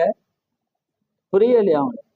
ஓட்ட போய் நாங்க இயேசுவை நாங்க அவமதிக்க மாட்டோம்னு சொல்லுவோம். ஆனா வசனம் சொல்லுது, நீ அவருடைய வார்த்தையை கை கொள்ளாம இருக்குள்ள ஆட்டோமேட்டிக்கா நீ அவரை அவமதிக்கிற. நாங்க இயேசுவே என்று கூப்பிடுவோம். வேதம் சொல்லுது, பரிசுத்த ஆவியினாலே அன்றி ஒருவனும் இயேசுவை கர்த்தர் என்று சொல்லக்கூடாது. அப்ப இயேசுவன்னு சாபடம் கூப்பிடுது. ஆனா அவன் பரிசுத்த ஆவி இல்லாதபடினால அவன் சொல்லக்கூடாது. சொன்னாலும் வேஸ்ட். அதனாலதான் அவரு மத்தேயு 7 சொல்றார், என்ன சொல்றார்? என்னை ஆண்டவரே ஆண்டவரே என்று நீங்க கூப்பிடுறீங்க, ஆனா நான் உங்களை அறியேன் என்று. அப்ப கூப்பிட்டவன அறியாம இருப்பாரு. அப்ப அவர் என்ன அர்த்தம்? அது பரிசுத்த ஆவிக்குள்ளால வராதபடினால அறியப்படையில், எழுதப்படையில். அதான் அர்த்தம். இப்ப விளங்குது அவங்களுக்கு? பரிசுத்த ஆவியினாலே அன்றி ஒருவனும் இயேசுவை கர்த்தர் என்று சொல்லக்கூடாது.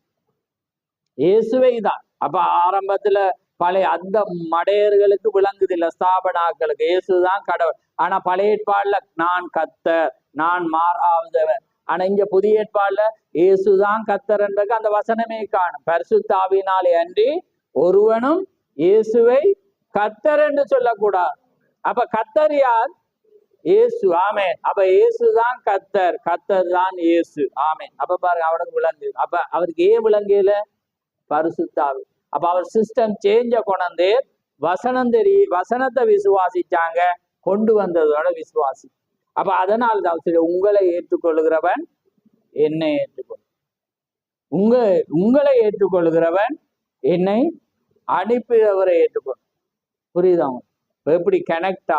அதான் அதுல யோவான்ல சொல்ற, நீங்கள் என்னிலும் நான் உங்களிலும் இருப்பதை அந்நாளில் பிதா என்னிலும், முன்னுக்கு மறந்துட்டேன், பிதா என்னிலும்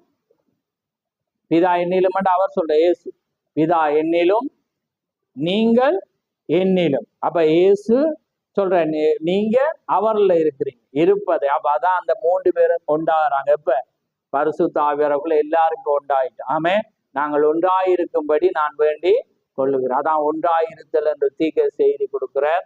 அப்ப நாங்களும் இப்ப யாரும் ஒன்றாயிருக்கிறோம்.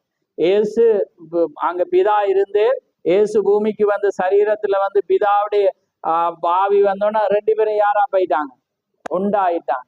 இப்ப போன தேவன் மீண்டும் ஞானஸ்தானம் சரியா பெற்று உங்களுக்குள்ள யார் வர்ற பரிசுத்த ஆவி வந்துட்டு இப்ப நீங்களும் யாரும் உண்டாயிட்டீங்க, இயேசு நீங்களும் உண்டாதான் இருக்கிறீங்க. அப்ப இன்றைக்கு நீங்க செய்யறா அது தேவன் செய்யற, அதான் தேவனுடைய சிருஷ்டிக்கப்பட்டு தேவனுடைய செய்கையா இருக்கிறோம். அப்ப அதான் நீங்க எதை செய்தாலும் கர்த்தருக்கென்று செய்யுங்க.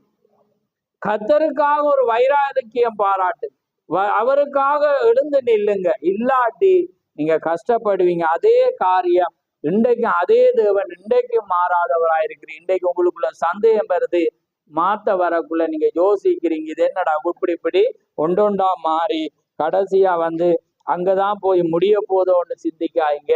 அது மாறவே மாட்டான். ஆமேன். நான் எலியாட அபிஷேகம்டா அதை நீங்களும் மாத்தலாம், நானும் மாத்தலாம். எலிசாட அபிஷேகம்டா நானும் மாத்தலாம், நீங்களும் மாத்தலாம். நான் யெகூட அபிஷேகம் தானண்டா நீங்களும் மாத்தலாம், நானும் மாறலாம். யெகூண்டா தெரியுமா? ஜெசிபேல கொல்ல வேண்டே தேவன் அவனை அபிஷேகிச்சு. ஆனா அவனுக்கு யார அபிஷேகம்? எலியாட. விளங்குதான், எலியாட அபிஷேகம் தான் அவனுக்கு அந்த பயன். ஆனா அவன் கொல்றதுக்கு ஆக்களை மடங்கடிக்க என்ன அழிக்க வேண்டே தேவன் என்ன செஞ்ச அவனை அபிஷேகிச்சு. அவன் தேவன் காரியத்துல தேவன் அதை கொண்டாலும் அவன் செய்ததை சரியா செஞ்சபடினால என்ன கொடுத்தேன்னு பார்த்தவன் தேவன் அவன் பிள்ளைகளுக்கு என்ன செய்யற தொடர்ந்து ராஜ்ய பாரத 4 முறை வர தேவன் என்ன செய்து அவன் செய்ததை கரெக்டா.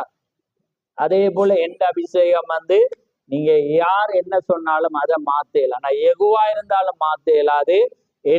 எலிசாண்ட மணவாட்டிட அபிஷேகம், அந்த அபிஷேகத்தை உங்களால மாத்த நானும் மாத்த இயலாது. ஏன்னா என்னதானே அவர் பார்வோன என்னத்துக்கு கொண்டாரோ அதை நீங்க மாத்தலுமா? பார்வோன் மாத்தலும். யூதாச கொண்டு அவன் மாத்தலுமா? நீங்க மாத்தலுமா? யாரையும் மாத்தல. புரியுதா உங்களுக்கு? அப்ப அதனால தேவன் இந்த சபையை அசைக்கவோ, தேவன் இந்த வார்த்தைக்கு எதிரானவங்களை கொல்றதுக்கு என்ன வச்சிருந்தா உங்களுக்கு மாத்தல, எனக்கும் மாத்தல. ஆமேன். அது தேவன் செய்ய வல்லவராயிருக்கிறார். ஆமேன். தேவன் தன்னை ஜனத்தை பாதுகாக்கவும் வல்லவராயிருக்கிறார். ஆமேன். அதை மாத்திரம் சிந்திங்க. ரைட்.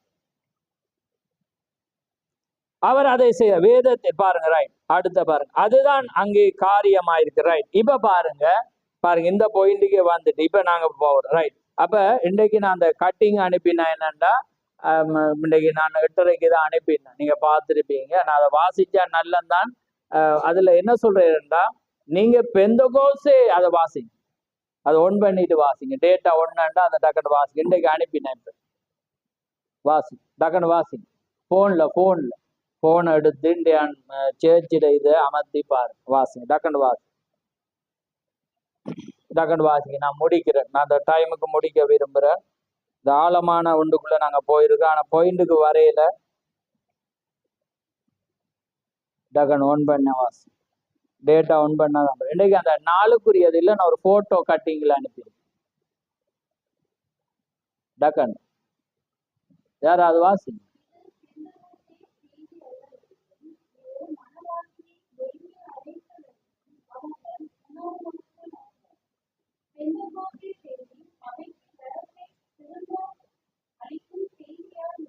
ஆமென்.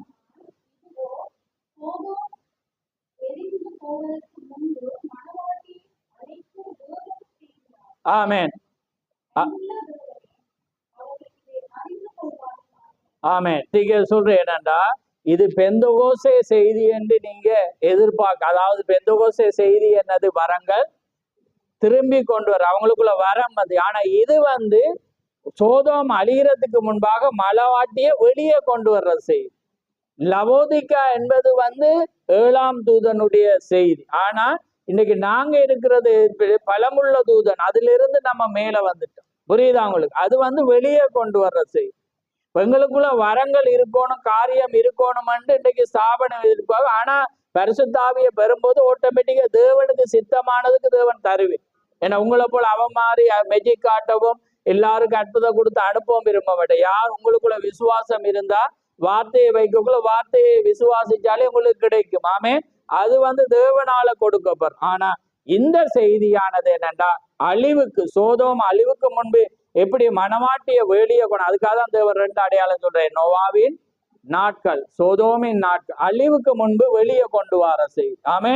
அப்ப அதான் சொல்றேன், ஆண்டவரே இதை ஜனங்கள் புரிந்து. அப்ப பாருங்க, ஒரு செய்தி ஒரு கட்டத்திலிருந்து வேற கட்டத்துக்கு கொண்டு வாங்க. அப்ப தீர்க்கதரிசிட்ட பாருங்க, ஆரம்பம் இருந்து வெளியே வந்து 63 மட்டும் ஒரு கட்டம் வருது. 63க்கு தேவன் பிற்பாடு என்ன செய்யறா, வேறொரு கட்டத்துக்குள்ளாக கொண்டு போற. அதுக்காக ஒரு வேற நோக்கம் அல்ல. நீங்க புரிவீங்கன்னு நான் ஒவ்வொரு மனிதனுக்கும் ஒரு கட்டம் இருக்கு.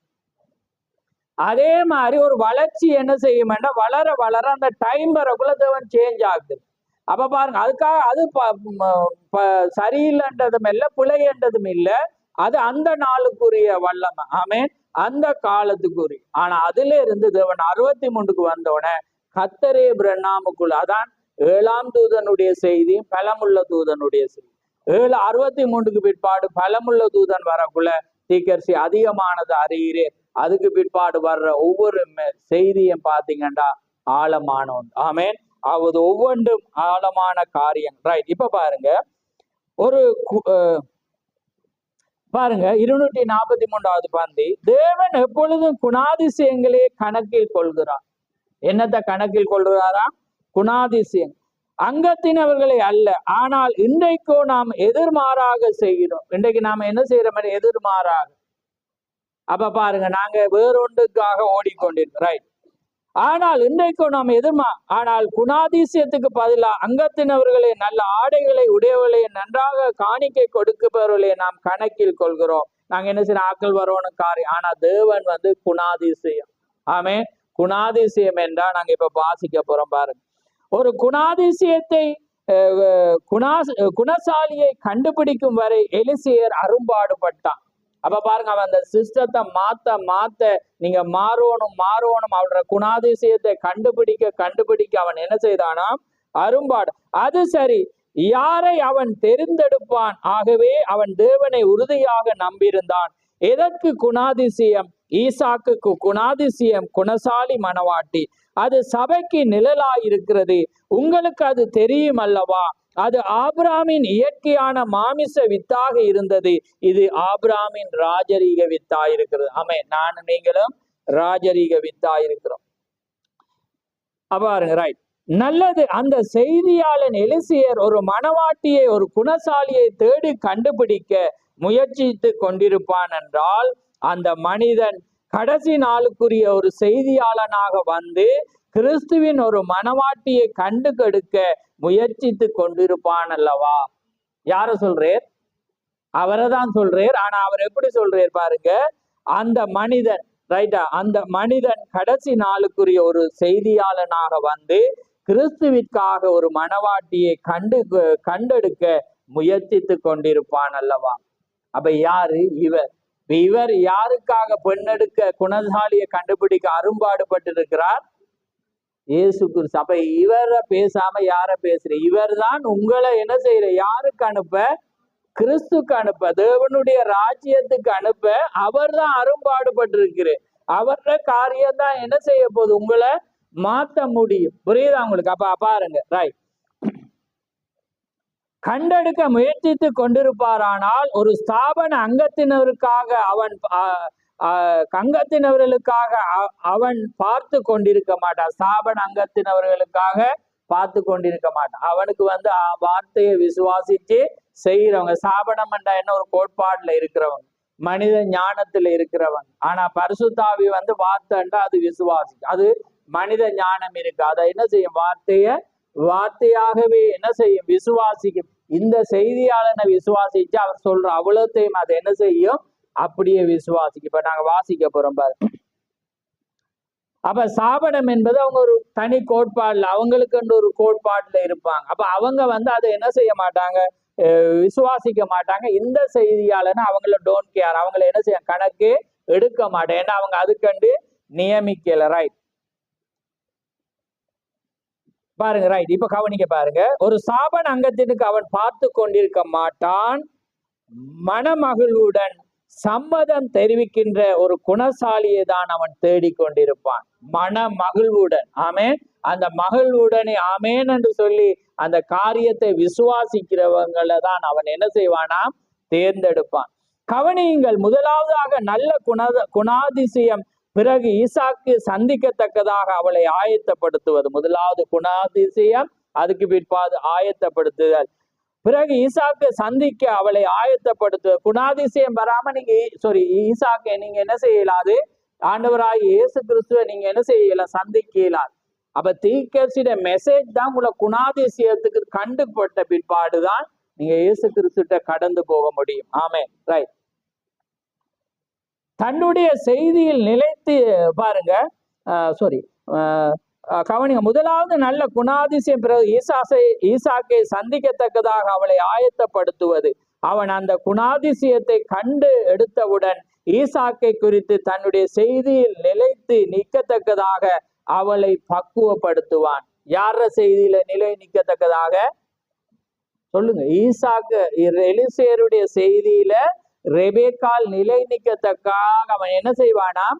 பக்குவப்படுத்த. அப்ப இன்றைக்கு இவர் எலிசேர் என்று சொன்னா, அப்ப அவர் என்ன செய்வாரா? முதலாவது ஏன்னா குணாதிசயத்தை கண்டுபிடிப்பேன். ஏன்னா அவர் குணாதிசயம் இல்லாதாக்களை கண்டெடுக்கலாம் தீர்க்கதரிசி. அப்ப உங்களுக்கு நல்ல குணாதிசயம் இருந்தா அவங்ககிட்ட தான் அவர் வருவார். வந்துட்டு இப்படி ஒரு ஈசாக்கு இருக்குது, ஈசாக்க நான் காட்ட போறேன். அப்ப காட்டணும்டா எந்த வழியை நீ என்ன நம்பணும். புரியுதா உங்களுக்கு? அப்ப முதலாவது உங்களுக்கு குணாதிசயம் இருந்தாதான் தெரிந்து கொள்ளுதல் வரப்போகுது. அப்பதான் இந்த செய்தியாளன்னு நீங்க நம்புவீங்க. ஆமே. ஏன்னா உங்களோட மனவாளனை அவரால் தான் காட்ட முடியும். அவர் தான் உங்களை ஏத்திட்டு போகலாம். கழுதையில ஏத்தி கொண்டு போய் அங்க சாயங்காலத்துல ஒட்டகத்துல ஈசாக்கு வரக்குள்ள இது உன் மனவாளன், அவர் நின்றுவே, அவர் உங்களோட வர மாட்டேன். ஆமே. அதனால செய்தியை கவனிங்க. நாங்க சொல்றது இவரை எப்பயுமே கொண்டு வரதுக்கோ அப்படி அல்ல. இவர பாட்டே இயேசு கிறிஸ்துவ காண்பிக்கும். அப்ப இந்த சபை 100க்கு 100 நம்பினாதான் வெளியில இருந்து வருவன் என்ன உங்களதுல இப்படியே பேசுறேன்னா சிரிச்சிட்டு போக மாட்டேங்க. இல்ல, எங்கட செய்தியே இயேசு கிறிஸ்துடைய நாங்க மனவாட்டி. யார மனவாட்டி?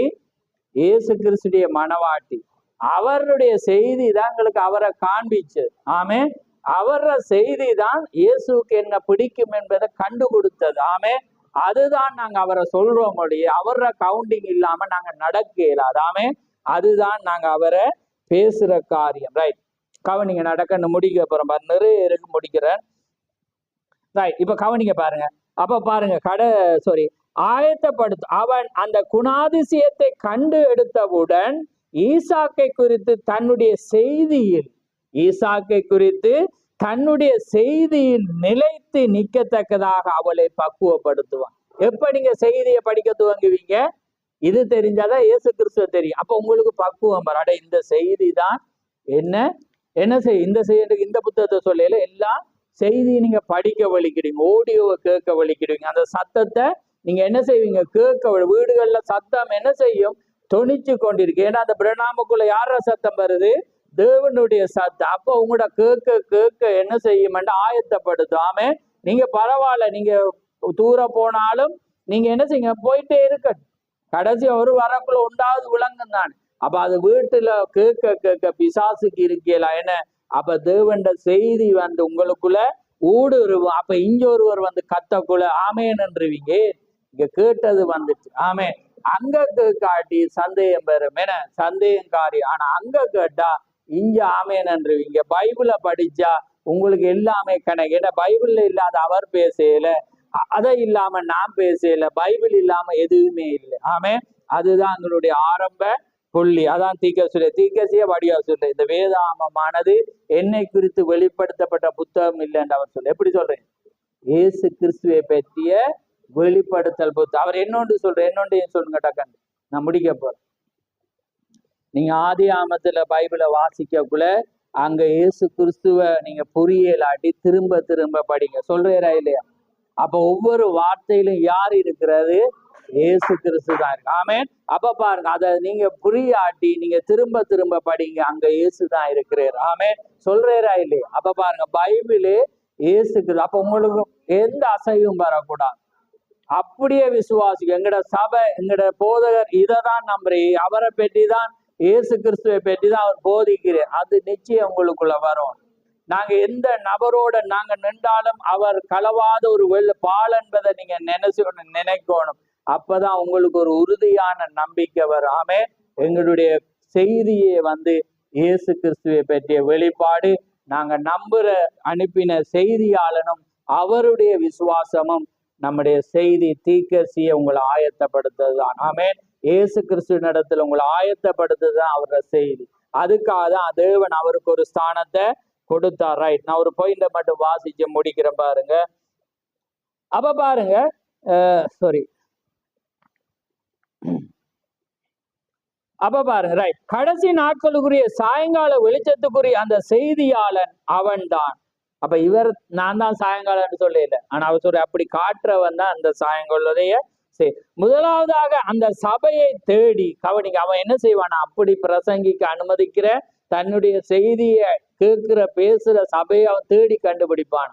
ஆமென். இன்னைக்கு இந்த இடத்துல நாங்க செய்தியாளர் கண்டுபிடிச்ச சபையாக நாங்க இருக்கிறோம். ஆமென். இங்க மட்டும்தான் அந்த செய்தியை நாம பேசுவோம். ஆமென். செய்தியை அவர்கள் செய்தியாளர் அவன்தான். முதலாவது அந்த சபையை தேடி செய்தி அவர்கள் எங்கனம் விசுவாசிப்பார்கள் அதை தேடி கண்டெடுப்பான். ஆமென். நான் எதை குறித்து பேசுகிறேன் என்பதை உங்களால் புரிந்து கொள்ள முடிகிறதா?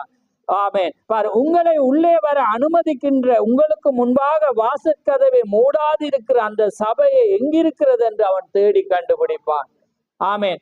அப்ப பாருங்க, ஆகவே அங்கு செல்வாயானால் நீ அங்கதான் போகணும். அங்கே செல்வாயானால் அப்படியானால் உன்னுடைய குணாதிசயத்தை கண்டெடுத்துட்டாய். செய்தி பிரசங்கிக்கிற சபைக்கு நீ போவாயானால் அங்கதான் உன்ன குணாதிசயம் வெளிப்படும். ஆமென்.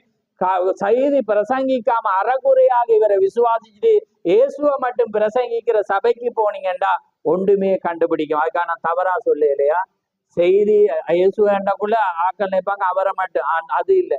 இன்னைக்கு இவர காரியம் பார்த்தாதான் இயேசுவை கண்டுபிடிக்கலாம். ஆமென். அப்ப அதுக்கு அந்த அர்த்தத்துல அப்ப பாருங்க, அவரை அந்த செய்தியாளன் எந்த காரியத்தை கொண்டு வர்ற செய்தி, அது யார காண்பிக்கிற செய்தி? இயேசு கிறிஸ்து. ஆமென். அப்ப இந்த மெட்டீரியல், இந்த காரியத்தை கொண்டு வர்ற அழகுபடுத்துற சாதனம், அந்த மணவாட்டியை அலங்கரிக்கிற சாதனம் இந்த செய்தியில தான் இருக்கிற. ஆமென். அப்பதான் அவள் என்ன செய்யப்படுவாள்? ஆயத்தப்படுவாள். ரைட், பாருங்க. அப்படியானால் உன்னுடைய குணாதிசயத்தை கண்டெடுத்தாய். அப்பொழுது அவள் நிலைத்து, கவனிங்க, நிலைத்து நின்று மணவாட்டி எவ்விதம் உடுத்தி கொள்ள வேண்டும் என்று கூறுவாளானால் அவள் ஆடை உடுத்தி கொள்ளத்தான் வேண்டும். ஆமென். நீ இப்படிதான் உடுப்பு உடுத்தோணுமெண்டா அந்த குணாதிசயம் இருக்கிற மணவாட்டியும் தான். அப்படியா, நான் அதை உடுத்துறேன். ஆமென். நீளமானதா, நான் உடுத்துறேன். ஆமென். இந்த அளவுக்கெல்லாம் உடுத்த மாட்டாள். ஏண்டா அவ ஃபுல்லா தான் உடுத்துவேன். ஏனண்டா அவருக்கு தெரியும் அந்த அசௌகரியம். கதிரையில இருக்கக்குள்ள என்ன செய்யும், இங்க இருக்கிற சட்டை எங்க போ, ஒரு அரடி மேல அதுக்கு பிறகு நீங்க என்ன ஒவ்வொரு பாகத்துல இப்படி இப்படி இருந்து வேலை இல்லை என்ன. அப்ப நீங்க என்ன செய்வீங்க, அந்த செய்தியால என்னத்தை சொல்றானோ ஃபுல்லா வடிவாயா என்ன இருக்கலாம். இப்ப காத்து போகாம இப்படி இருக்க தேவை. நீங்க அப்படி ஃபுல்லா போட்டு வந்தீங்கன்னா உங்களோட சுதந்திரத்துக்கு என்ன செய்யலாம், இருக்கலாம். புரியுதா உங்களுக்கு? அப்ப அவ எங்க மெட்டீரியலை தேடுவா, எங்க காரியத்தை தேடுவா? செய்தியில தான் இருக்கு. அந்த செய்தி தான் இயேசுவுக்கு உங்களை என்ன செய்யும், கொண்டு போகும். அப்ப யாரு என்ன செய்வாரண்டா, நீங்க இங்கதான் போவீங்க. ஆமே, ரீட் அண்ட் ப்ரே. ஆமே, ப்ரே வேதம் வாசிச்சு நீங்க என்ன செய்வீங்க, ஜெபிச்சுட்டு இதுக்கு வரும்போது அந்த செய்தி என்ன செய்யும், உங்களை கனெக்ட் பண்ணும். ரைட், அப்ப நான் முடிக்கிறேன் பாருங்க. ரைட், அப்ப அப்படியானால் உன்னுடைய கூட கண்டெடுத்த இப்பொழுது அவளை நிலைத்து நின்று மணவாட்டி எவ்விதம் உடுத்தி கொள்ள வேண்டும் என்று கூறுவாளானால் அவள் ஆடை உடுத்தி கொள்ளத்தான் வேண்டும். மணவாட்டியின் வஸ்திரத்தை தமிழாக்கியன் அசையாமல் நிலைத்து நில். ஆமேன், அவள் தானே. ஒவ்வொரு வார்த்தையும் கவனிங்க, ஒவ்வொரு வார்த்தையும் கவனித்து கேட்டு கொண்டிருந்த அந்த சிறிய ரெபேக்காளை பாருங்க. இப்ப யார வார்த்தை அவ கேட்டுட்டு இருக்கிறா? ஈசாக்குடையா? ஈசாக்குட சவுண்ட் அவைக்கு தெரியுமா? ஈசாக்கு அவைக்கு தெரியுமா? அவைக்கு வரப்போற மணவாளை யாருன்னு தெரியுமா? இப்ப யார சத்தத்தை கேட்டா அந்த சத்தத்தை காணலாம், யார சத்தத்தை கேட்டா ஈசாக்க போய் சந்திக்கலாம். நீங்க சொல்லுங்க, அப்பதான் உங்களுக்கு ஊரும் அது. ஆமேன், அப்பதான் நீங்க பேசுங்க. புரியுதா உங்களுக்கு நான் இந்த செய்தி? அப்ப பாருங்க, ஒவ்வொரு வார்த்தையும் கவனித்து கேட்டு கொண்டிருந்த அந்த சிறிய ரெபேக்காளை பாருங்க. அந்த சிறிய ரெபேக்காள் என்ன செய்யறாள்? எலிசேர் ஒவ்வொரு வார்த்தையும் அவள் கேட்டு ஏண்டா தன்னை வரப்போற கணவனை சொல்ல போறாள். ஆமே, அப்ப பாரு அவளுடைய அந்த சிறிய இருதயமானது துடித்து கொண்டிருந்தது. ஆமேன், அவன் அவளிடம் கூறிக்கொண்டிருந்தான் இருந்தான். இப்பொழுது நீ அரும்பாடு பட்டுள்ளாய். நான் எங்கே போவேன்? அந்த குணாதிசயத்தை கண்டெடுக்கும் வரை நான் அந்த குணசாலியை கண்டெடுத்த பிறகு அவளை நிலை கொள்ள செய்தி, அங்கே பிராக்கெட்டுக்குள்ள செய்தியின் தமிழாக்கி, அவரை சென்று சந்திக்கத்தக்கதாக அவளை ஆயத்தம் செய்வேன். ஆமேன். அப்ப என்ன என்ன ஒரு மகத்தான காரியம். ஆமேன். அப்ப பாருங்க இந்த காரியத்தை பாருங்க. அப்ப பாருங்க, இப்ப புரிஞ்சுட்டா உங்களுக்கு இவர் எவ்வளவு எங்களுக்கு ஒரு முக்கியம். ஆமேன். அப்ப இவருடைய காரியம் தான் என்ன செய்ய போகுது? உங்களை என்ன செய்யப்படும்? மாத்த போகுது. ஆமேன். யார்கிட்ட கொண்டு போய் சேர்க்க போகுது? ஈசாக்கு, இயேசு கிறிஸ்து இடத்துல அந்த மணவாளனிட்ட கூட்டி போற செய்தி தான் இந்த 7ஆம் தூதனுடைய செய்தி ஆயிருக்கிறது. ஆமேன். அதனாலதான் நாங்க அந்த கௌரவம், அந்த கணத்தை நாங்க கொடுக்கறதுக்கு காரணம் அந்த மகிழ்ச்சி. ஆமேன். அப்ப சபையானதே நீ இதை புரிந்து கொள்ள வேண்டும். ஏனென்றா நாங்க அவருக்கு நாங்க கொடுக்கிற ஒரு சிறிய கணம்தான் நாங்க அந்த நாள்ல வர்ற ஜனங்களுக்கு சந்தோஷமா கேக்க கொடுத்து டீய கொடுக்கிறது. இது வேறு விதத்துக்கு அர்த்தம் இல்ல, கணம். அதான் உலகத்தின் நடைமுறையை கொண்டு ஆவிக்குரியதோட பொருத்தினார். ஆமே. இன்னைக்கு அதை பேசினா கூட சில பேர் சொல்றாங்க, உலகத்தை ஆவியோட பொருத்தலாமான்னு அப்படி கேட்டாங்க. அந்த பிறருக்கு தெரியும். ஏனண்டா ஆனா தீக்கரிசியோட பிரசங்கம் எப்படி இருக்கு? ஏதோ ஒப்பிடுது உலகம். அப்ப அவ சொல்றேன், யார? நெப்போலியனை பேசுற, அலெக்சாண்டரை பேசுற, என்ன யார பேசுற? ஹிட்லரை பேசுற, முசோலியனை பேசிட்டு எந்த மகத்தான ஜெயவீரருக்கு பொறுத்துரு? இயேசு கிறிஸ்து. ஆமே. அப்ப பாருங்க, செய்தி தெரிஞ்சாதான் அந்த நபர்கள் என்ன செய்ய மாட்டாங்க? அந்த காரியத்தையே பேச மாட்டான். அப்ப பாருங்க, ஹிட்லரை கொண்டு அவன் செய்தான், பெரிய உலகத்துல சாதனை படிச்சான், அவன் மரணம் வித்தியாசம். அப்ப அது அவன் உலக மனிதனா இல்லையா? இவர் பேசணும். ஆனா அதுக்கு பிறகு ஒரு மகத்தான வீரர் வந்தார், உலகத்தை ஜெயம் கொண்டு அவர் மரித்தார். ஆனா அவரை யாருமே பிடிக்கலாம் போயிட்டு. ஆமே. மரித்து மீண்டும் ஜீவிக்கிறார் என்று அதை பொறுத்து தான் இங்க கொண்டு. அப்ப அதனால அந்த நபர்கள் அதுக்கு என்னண்டா செய்தி தெரியாதபடி. அப்ப செய்தியாளனை விசுவாசிச்சு அவர் பேசுற ஒவ்வொரு அடமொழியை நாங்க ஏற்றுக்கொள்வோம். ஆமே. நான்டா ஏற்றுக்கொள்றோம். அவர் செய்திக்கு முன்னால சொல்ற விஷயம்தான் செய்தியிலே இருக்குது. ஆமே. அதை வாசிக்கிறவங்களுக்கு தெரியும், அதுல ஆழம் இருக்கு. முன்னுக்கு நிறைய காரியத்தை சொல்லிட்டு போவே ஆழமானவன். அப்ப செய்தியில ஆரம்பம் இருந்து பாருங்க. அப்ப நான் அன்றைக்கு உங்களுக்கு புறா வெண்புரி, அந்த புறா பனிவன் புறா சிறகுகள் மேலே என்ற ஒரு செய்தியை பிறகு அது நான் புத்தகத்தை அன்றைக்குதான் பார்த்தா அது ஓடியோல வந்துருக்கு, இங்கிலீஷும் தமிழ். கேட்கக்குள்ள பார்த்தா நான் எவ்வளோ விட்டதெல்லாம் அதுல இருந்துச்சு. ஆமே. அப்ப பாருங்க எவ்வளவு காரியம். இன்றைக்கு அவ்வளவு தந்திரமா அந்த செய்திக்குள்ள பிசாசு பூந்துட்டு. ஆமே. இன்னைக்கு புத்தகம் அடிக்கிற இடத்துல பூந்துருக்கிறான். என்ன செய்யறான்? தேவையானதெல்லாம் எடுக்கிறான். அதான் இங்கிலீஷ சத்தத்தை பார்த்துதான் அங்க பார்க்கணும். ஆமே. அப்பதான் தமிழ்ல இடம் இல்ல, காலி இடம் எழுதியிருப்பாங்க வாசிக்கும். அந்த காலியில தான் காலி போயிடுச்சு. ஆமே. அதுலதான் உங்களுக்கு ஆப்படிச்சிருப்பான். அப்ப அதுக்காக அந்த ஒரு செய்தியாளனை பிரசங்கிய வச்சு அந்த காலியை நிரப்ப வச்சிருக்கிறான். ஆமே. அதுக்குதான் உங்களை முன்னே அவர் வச்சிருக்கிறார். ஆமே. அவன் தான் அதெல்லாம் தொலைஞ்சி போன. அன்றைக்கு ஈசாக்கு வெட்டின துறவெல்லாம் எதிரிகள் மூடிட்டான். ஆனா யாக்கோபு என்ன செய்யற, ஆபிரகாம் வெட்டின துறவெல்லாம் இவன் என்ன செஞ்சிட்டான்? மூடினோன ஈசாக்கு என்ன செய்யறான்? அதெல்லாம் தோண்டி அப்பாட பேரை வைக்கிறாமே. அப்பாட ஆபிரகாமுடைய பேரு, அப்பா எதெல்லாம் வச்சாரோ அதெல்லாம் ரெனியூ பண்றான். ஏண்டா அவன் அடக்கிய. அதே போலதான் நானும் நீங்களும் அந்த காடு இடைவெளி சத்துரு மறைச்சு அது எல்லாமே. அதாலதான் இன்றைக்கு பாருங்க, இங்கிலீஷோட தமிழை பேசாம ஆக்களுக்கு இலகுவா இருக்குமென்று அதை கொண்டு வராங்க. அவங்களுக்கு ஒரு வேளை நோக்கம் நல்லதா இருந்தாலும் அந்த நோக்கத்துக்குள்ள பிசாசு இருப்பான். நாமே எப்பயுமே மனிதர்கள் ஒவ்வொரு நோக்கத்துக்காக செய்வாங்க. ஆனா அந்த நோக்கம் அந்த பிசாசு அதை பயன்படுது. அதனால என்ன அத்தாச்சி. அப்ப தமிழை கேட்டுட்டு அந்த இடைவெளி தெரியாது. ஆமே. அப்ப ஒரு காரியமா பேசக்குள்ளதான் எங்களுக்கு தெரியும். தீக்கர்சி இதையும் பார்க்கக்குள்ளதான் ஆழமான காரியம். அப்ப அதனால நிறைய காரியத்தை அவன் எடுத்துட்டான். கவனமா இருங்க. தேவன் உங்களை நம்ப ஒரு செய்தியாளன் அனுப்பி தேவன் ஆழமானதை தரும்போது நீங்க விசுவாசிப்பீங்கன்ற தேவன் நிச்சயமாக ஒரு அப்ப எப்பயுமே ஒரு செய்தி எங்களோட பழமைய முறையில இருந்து புதுசா கொண்டுறக்குள்ள போராட்டம் வரும். அதே போல இந்த சபையில நிறைய மாற்றங்கள் வந்தது. இன்னும் மாற நாங்க விரும்புகிறோம். இன்னும் தேவனுக்கு உகந்த வரக்குள்ள நீங்க எல்லாமே சப்போர்ட் பண்ணணும். ஆமே, நாங்க இப்படியே இருப்போம்னு நீங்க முயற்சிக்க கூடாது. நீங்க எல்லாம் என்ன செய்யணும், மாறணும். நாங்க ஆராதிக்கிறது தேவனுக்காக இருக்கணும். அதான் அந்த பிள்ளைகளுக்கு சொல்றேன்னா, எல்லாமே அப்படி இருந்து அப்படி இருக்காங்க. பெற்றோர் என்ன செய்யணும், அதுக்கு அந்த காரியத்துல நீங்க வளர்க்க ஊட்டி ஊட்டி ஊட்டி பெற்றோர்கிட்ட தான் அது இருக்கு. அப்பதான் அந்த பிள்ளைகள் இன்ன நிலைக்கு வருவாங்க. ஏன்னா நீ இன்னவா வரணும் இன்னவான்னு உலகத்துல சொல்லுவோம். ஆனா நீங்க பார்த்தீங்கன்னா நீங்க சொல்லணும், கடவுள்ற சேவைய நீ செய்யும். ஏன்னா அதாலதான் நானே சொன்னேன், நீங்க செய்தி படிச்சா நான் கூட பிள்ளைகளுக்கு ப்ரே பண்ணக்குள்ள நான் வடிவா ப்ரே பண்ணும். அப்ப உங்களுக்கு சந்தேகம் வரா. தீக்கசிட்ட பெண் பிள்ளையும் ஆண் பிள்ளைய பிரதிஷ்ட வரக்குள்ள எப்படி பிரசங்கிக்கிறேன், சாரி ஜெபிக்கிறேன். அவர் பேசுற, ஆண்டவரே இந்த பெண் பிள்ளையை எடுப்போமே, இப்ப பெண் பிள்ளை தான் இது. அவர் ஆண்டவரே இந்த பெண் பிள்ளை வளர்ந்து வருவாளானால் வளர்ந்து உம்முடைய சேவையை செய்ய இவளை நான் அபிஷேகிக்கிறேன். நான் பேசிட்டேன், நீங்க என்ன சொல்றீங்கன்னு சொல்லுங்க, டக்குன்னு சொல்லுங்க. பெண் பிரசங்கியவர் ஏற்படுத்திட்டு சொல்லுவீங்களா? அந்த பிறர் அறியாம பேசிட்டு இருக்கே பாரு.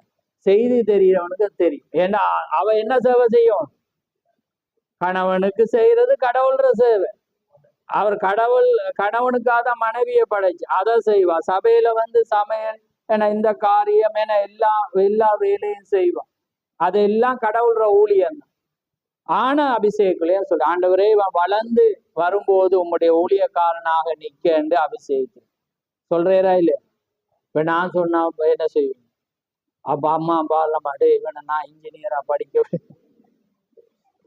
சொல்றீங்களா இல்லையான்னு சொல்லிடுங்க. இவர்கிட்ட போகக்கூடாண்டே தீர்மானம் பண்ணிடுங்க. அப்ப அதுதான். அப்ப பாருங்க, எங்க நீங்க இன்ஜினியரா இருந்தாலும் கடவுள்ற சேவையை செய்யுங்க. உங்களுக்கு நெட்ல இருந்தே பிறருக்கு உதவி செய்யலாமே. அவரை செய்தி எடுத்து சோர்ஸ் அடிச்சு அனுப்பினாலே அது உங்களுக்கு ஆசீர்வாதம். ஏன்னா உலகத்துக்கு செய்தி அனுப்புறீங்க. நாங்க நம்புறத செய்தியாளன் அவர் விசுவாசிக்கிறேன், அந்த செய்தியாளனை இவர் விசுவாசிக்கிறபடியினால நான் இவரை விசுவாசிக்கிறேன்னு அனுப்புறீங்க. அதாலதான் அந்த அதான் வெளிப்பாடு. அப்ப அதான் அன்றைக்கு அந்த சௌரி கேட்டான், ஒரு நாய் பேணியில மூடிட்டு இருந்து அது வேதனைப்பட்டு இருக்கக்குள்ள தீக்கர்சி மிருகங்களை குறிச்சு அவர் என்ன செய்யற, அந்த இரக்கம் உள்ள, ஏன்னா நீதிமொழியில இருக்கு, ஏன்னா நீதிமான் மிருகன் ஜீவனை காப்பாட்டு. அப்ப அவைக்குள்ள வரக்குள்ள அவ என்ன செஞ்சிட்டான்னா, பிரணாமின் தேவனே என்று அவ ஜெபிச்சிட்டு. அப்ப அது பிள்ளையா அண்ட. அப்ப நான் சொன்னேன், பிரணாமின் தேவனே என்று தானே ஜெபிச்சிங்க, பிரணாம் தேவன் என்றாதான் பிரச்சனை. அப்ப அன்றைக்கு வேதத்துல கனெக்ட் ஆகும் தானே. என்ன எலியாவின் தேவனே. அப்ப யார் உங்களோட பெற்றோர் நம்பினா நீங்க அதை வச்சு ஜெபிங்க. அம்மாவின் தேவனே என்றாலும் தவறு இல்லை. ஏன்னா அம்மா எந்த தேவனை ஆராதிக்கிற அதுதான் எங்களுக்கு முக்கியம். அப்ப விளங்குது. அப்ப போதர் எந்த தேவனா, அப்ப அந்த எதை உச்சரிக்கிறீங்களா, அவர் யார ஆராதிக்கிறாரா, அந்த தேவனே. ஒருவேளை அவர் குறைவாம் ஜெபிக்கலாம், ஆனா அவர் ஆராதிக்கிற தேவன் இயேசுவா இருந்தா, அப்ப அதே மாதிரி அந்த பேணி விட்டு இருந்து ஏழாவது கலட்டையல், ஆனா அது ஒரு கொஞ்ச நேரத்துல அது கலர் அவருக்கு சந்தோஷமா இருக்கு. ஏன்னா தேவன் எதை நாங்க நேசிக்கிறோமோ அது அவர் ஆசீர்வதிக்கிறது. அப்ப நாங்க மிருகங்களை நேசிக்கணும் ஒவ்வொரு, ஏண்டா தேவண்ட ஆவி வந்தோன்னு நாங்க ஒவ்வொருவரை நேசிப்போம். அதனால கர்த்தர் தாமே உங்களை ஆசீர்வதிப்பாராக. நாங்க யாவரும் எழுந்திருந்து நாங்க கண்களை மூடி நாங்க ஜெபிப்போம். நன்றி ஆண்டவரே, நன்றி கர்த்தாவே, மது சோதரம் சோதரம் ஆண்டவரே, சர்வல்லவரே மது சோதரம் அப்பா பிதாவே, மது சோதரம் ஆண்டவரே, ஜீவனுள்ளவரே மது சோதரம் சோதரம் சோதரம். நேற்றும் என்று மாறாத தேவனே, இந்த மகத்தான இந்த நேரத்திலே கர்த்தாவே ஒரு அருமையான காரியங்களை, ஒரு ஆழமான காரியங்களை கர்த்தாவே நாங்கள் சிந்திக்கும்படியாக ஆண்டவரே நீர் எங்களுக்கு கொடுத்த இந்த நேரத்துக்காகவும் அப்படி எங்களை வழி நடத்தினதுக்காகவும் ஆண்டவரே கோடான கொடி ஸ்தோத்திரம். ஆம் கர்த்தாவே, எப்பொழுதும் பழையதிலிருந்து புதிதான ஒன்றை கொண்டு வரும்போது ஆண்டவரே அது குடும்பமாக இருக்கலாம், சபையாக இருக்கலாம், தேசங்களாக இருக்கலாம், எங்கே இருந்தாலும் ஒரு பிரச்சனை வரும் என்பதை நாங்கள் அறிந்திருக்கிறோம். இந்த நாளிலே கர்த்தாவே உம்முடைய கிருபையினாலே இந்த தேசத்துக்கு ஒரு நல்ல ஒரு ஜனாதிபதியை நீர் கொண்டு வந்தாலும் அவருடைய நோக்கம் எல்லாமே இந்த நாட்டை மாற்றி ஒரு காரியத்திலே கொண்டு வர வேண்டும் என்று இருந்தாலும் அந்த மாற்றங்களை ஜனங்கள் ஏற்றுக்கொள்ள முடியாமல் இருக்கிறதுக்காக நாங்கள் கண்டுகொள்கிறோம். ஏனென்றால் நாட்டிலே முக்காசி பேர் கள்ளனாகவும் திருடனாகவும் ஆண்டவரே அவர்கள் ஏமாற்றுகிற லஞ்ச பிரியராகவும் இருக்கிறபடினாலே ஜனாதிபதியுடைய நல்ல நல்ல விதமான நோக்கங்கள், நல்ல ஒரு தியாகமுள்ள காரியங்களை இன்றைக்கு உலக சரித்திரத்திலே நாங்கள் காண முடியாதபடி ஒரு மகத்தான ஒரு மனிதனை இந்த நாளிலே இந்த தேசத்துக்கு நீர் ஒரு ஜனாதிபதியாக நீர் ஏற்படுத்தியிருக்கிறீர். அந்த நேரத்திலே ஒரு மாற்றத்தை கொண்டு வர முயற்சித்தாலும் அது முடியாமல் போகிறதை நாங்கள் பார்க்கிறோம். அதே போல ஆவிக்குரிய காரியங்களிலும் கர்த்தாவே ஒரு சபையானதை உயர்ந்த நிலைக்கு கொண்டு வரவோ அல்லது கர்த்தாவே இந்த செய்தியை உயர்ந்த நிலைக்கு கொண்டு வரவோ இன்னைக்கு இயேசு கிறிஸ்துவிடத்திலே ஆண்டவரே இந்த மனவாட்டியை கொண்டு போக இன்னைக்கு மகத்தான கர்த்தாவே இன்னைக்கு ஒரு தீர்க்கதரிசி அந்த அரும்பாடு பட்டாலும் ஜனங்கள் அதை புரிந்து கொள்ள முடியாமல் அதுக்கு எதிராக ஆண்டவரே அந்த மனிதனுக்கு எதிராக போகிறதை நாங்கள் பார்க்கிறோம். அதே போல கர்த்தாவே ஆண்டவரே இந்த நாளிலும் அப்படியாக ஜனங்கள் சிந்தியாத வண்ணம் இந்த நாட்களிலே கர்த்தாவே அந்த நோக்கங்களை அவர்கள் அறிந்து கொண்டு யாரிடம் கொண்டு போக இதெல்லாம் நடக்கிறது என்பதை அறிந்து கர்த்தாவே முழு சிந்தியோடு முழு ஆத்துமாவோடு முழு விசுவாசத்தோடு நடந்து செல்ல நீ செய்ய போற அந்த கிருபைக்காக உமக்கு ஸ்தோத்திரம். இந்த வேளை ஆசீர்வதியும், வந்த ஒவ்வொரு பிள்ளைகளை ஆசீர்வதியும், இந்த சபையாரை ஆசீர்வதியும், மேன்மேலும் மக்களாக இந்த சபையை நீ நடத்தி உடைய பிரசன்னம் எங்களோடு இருக்க நீர் கிருபை செய்யும். வராத ஒவ்வொருவரோடும் உடைய இரக்கம் கூட இருக்கட்டும். இனிமேல் கேட்க போற செவிகளை நீர் ஆசீர்வதியும். யாவையும் உடைய கரத்திலே தாழ்த்தி இயேசு கிறிஸ்து நாமத்தில் கேட்கிறோம். ஆமேன், ஆமேன். என் ஆத்துமாவே கர்த்தரை சோதரி, என் முழு உள்ளமே அவருடைய பஸ் நாமத்தை சோதரி. என் ஆத்துமாவே கர்த்தரை சோதரி, அவர் செய்த சகல உபகாரங்களையும் மறவாதே. ஆமேன், ஆமேன். கர்த்தர் தாமே உங்கள் ஒவ்வொருவரையும் ஆசீர்வதிப்பாராக. ஆமென்.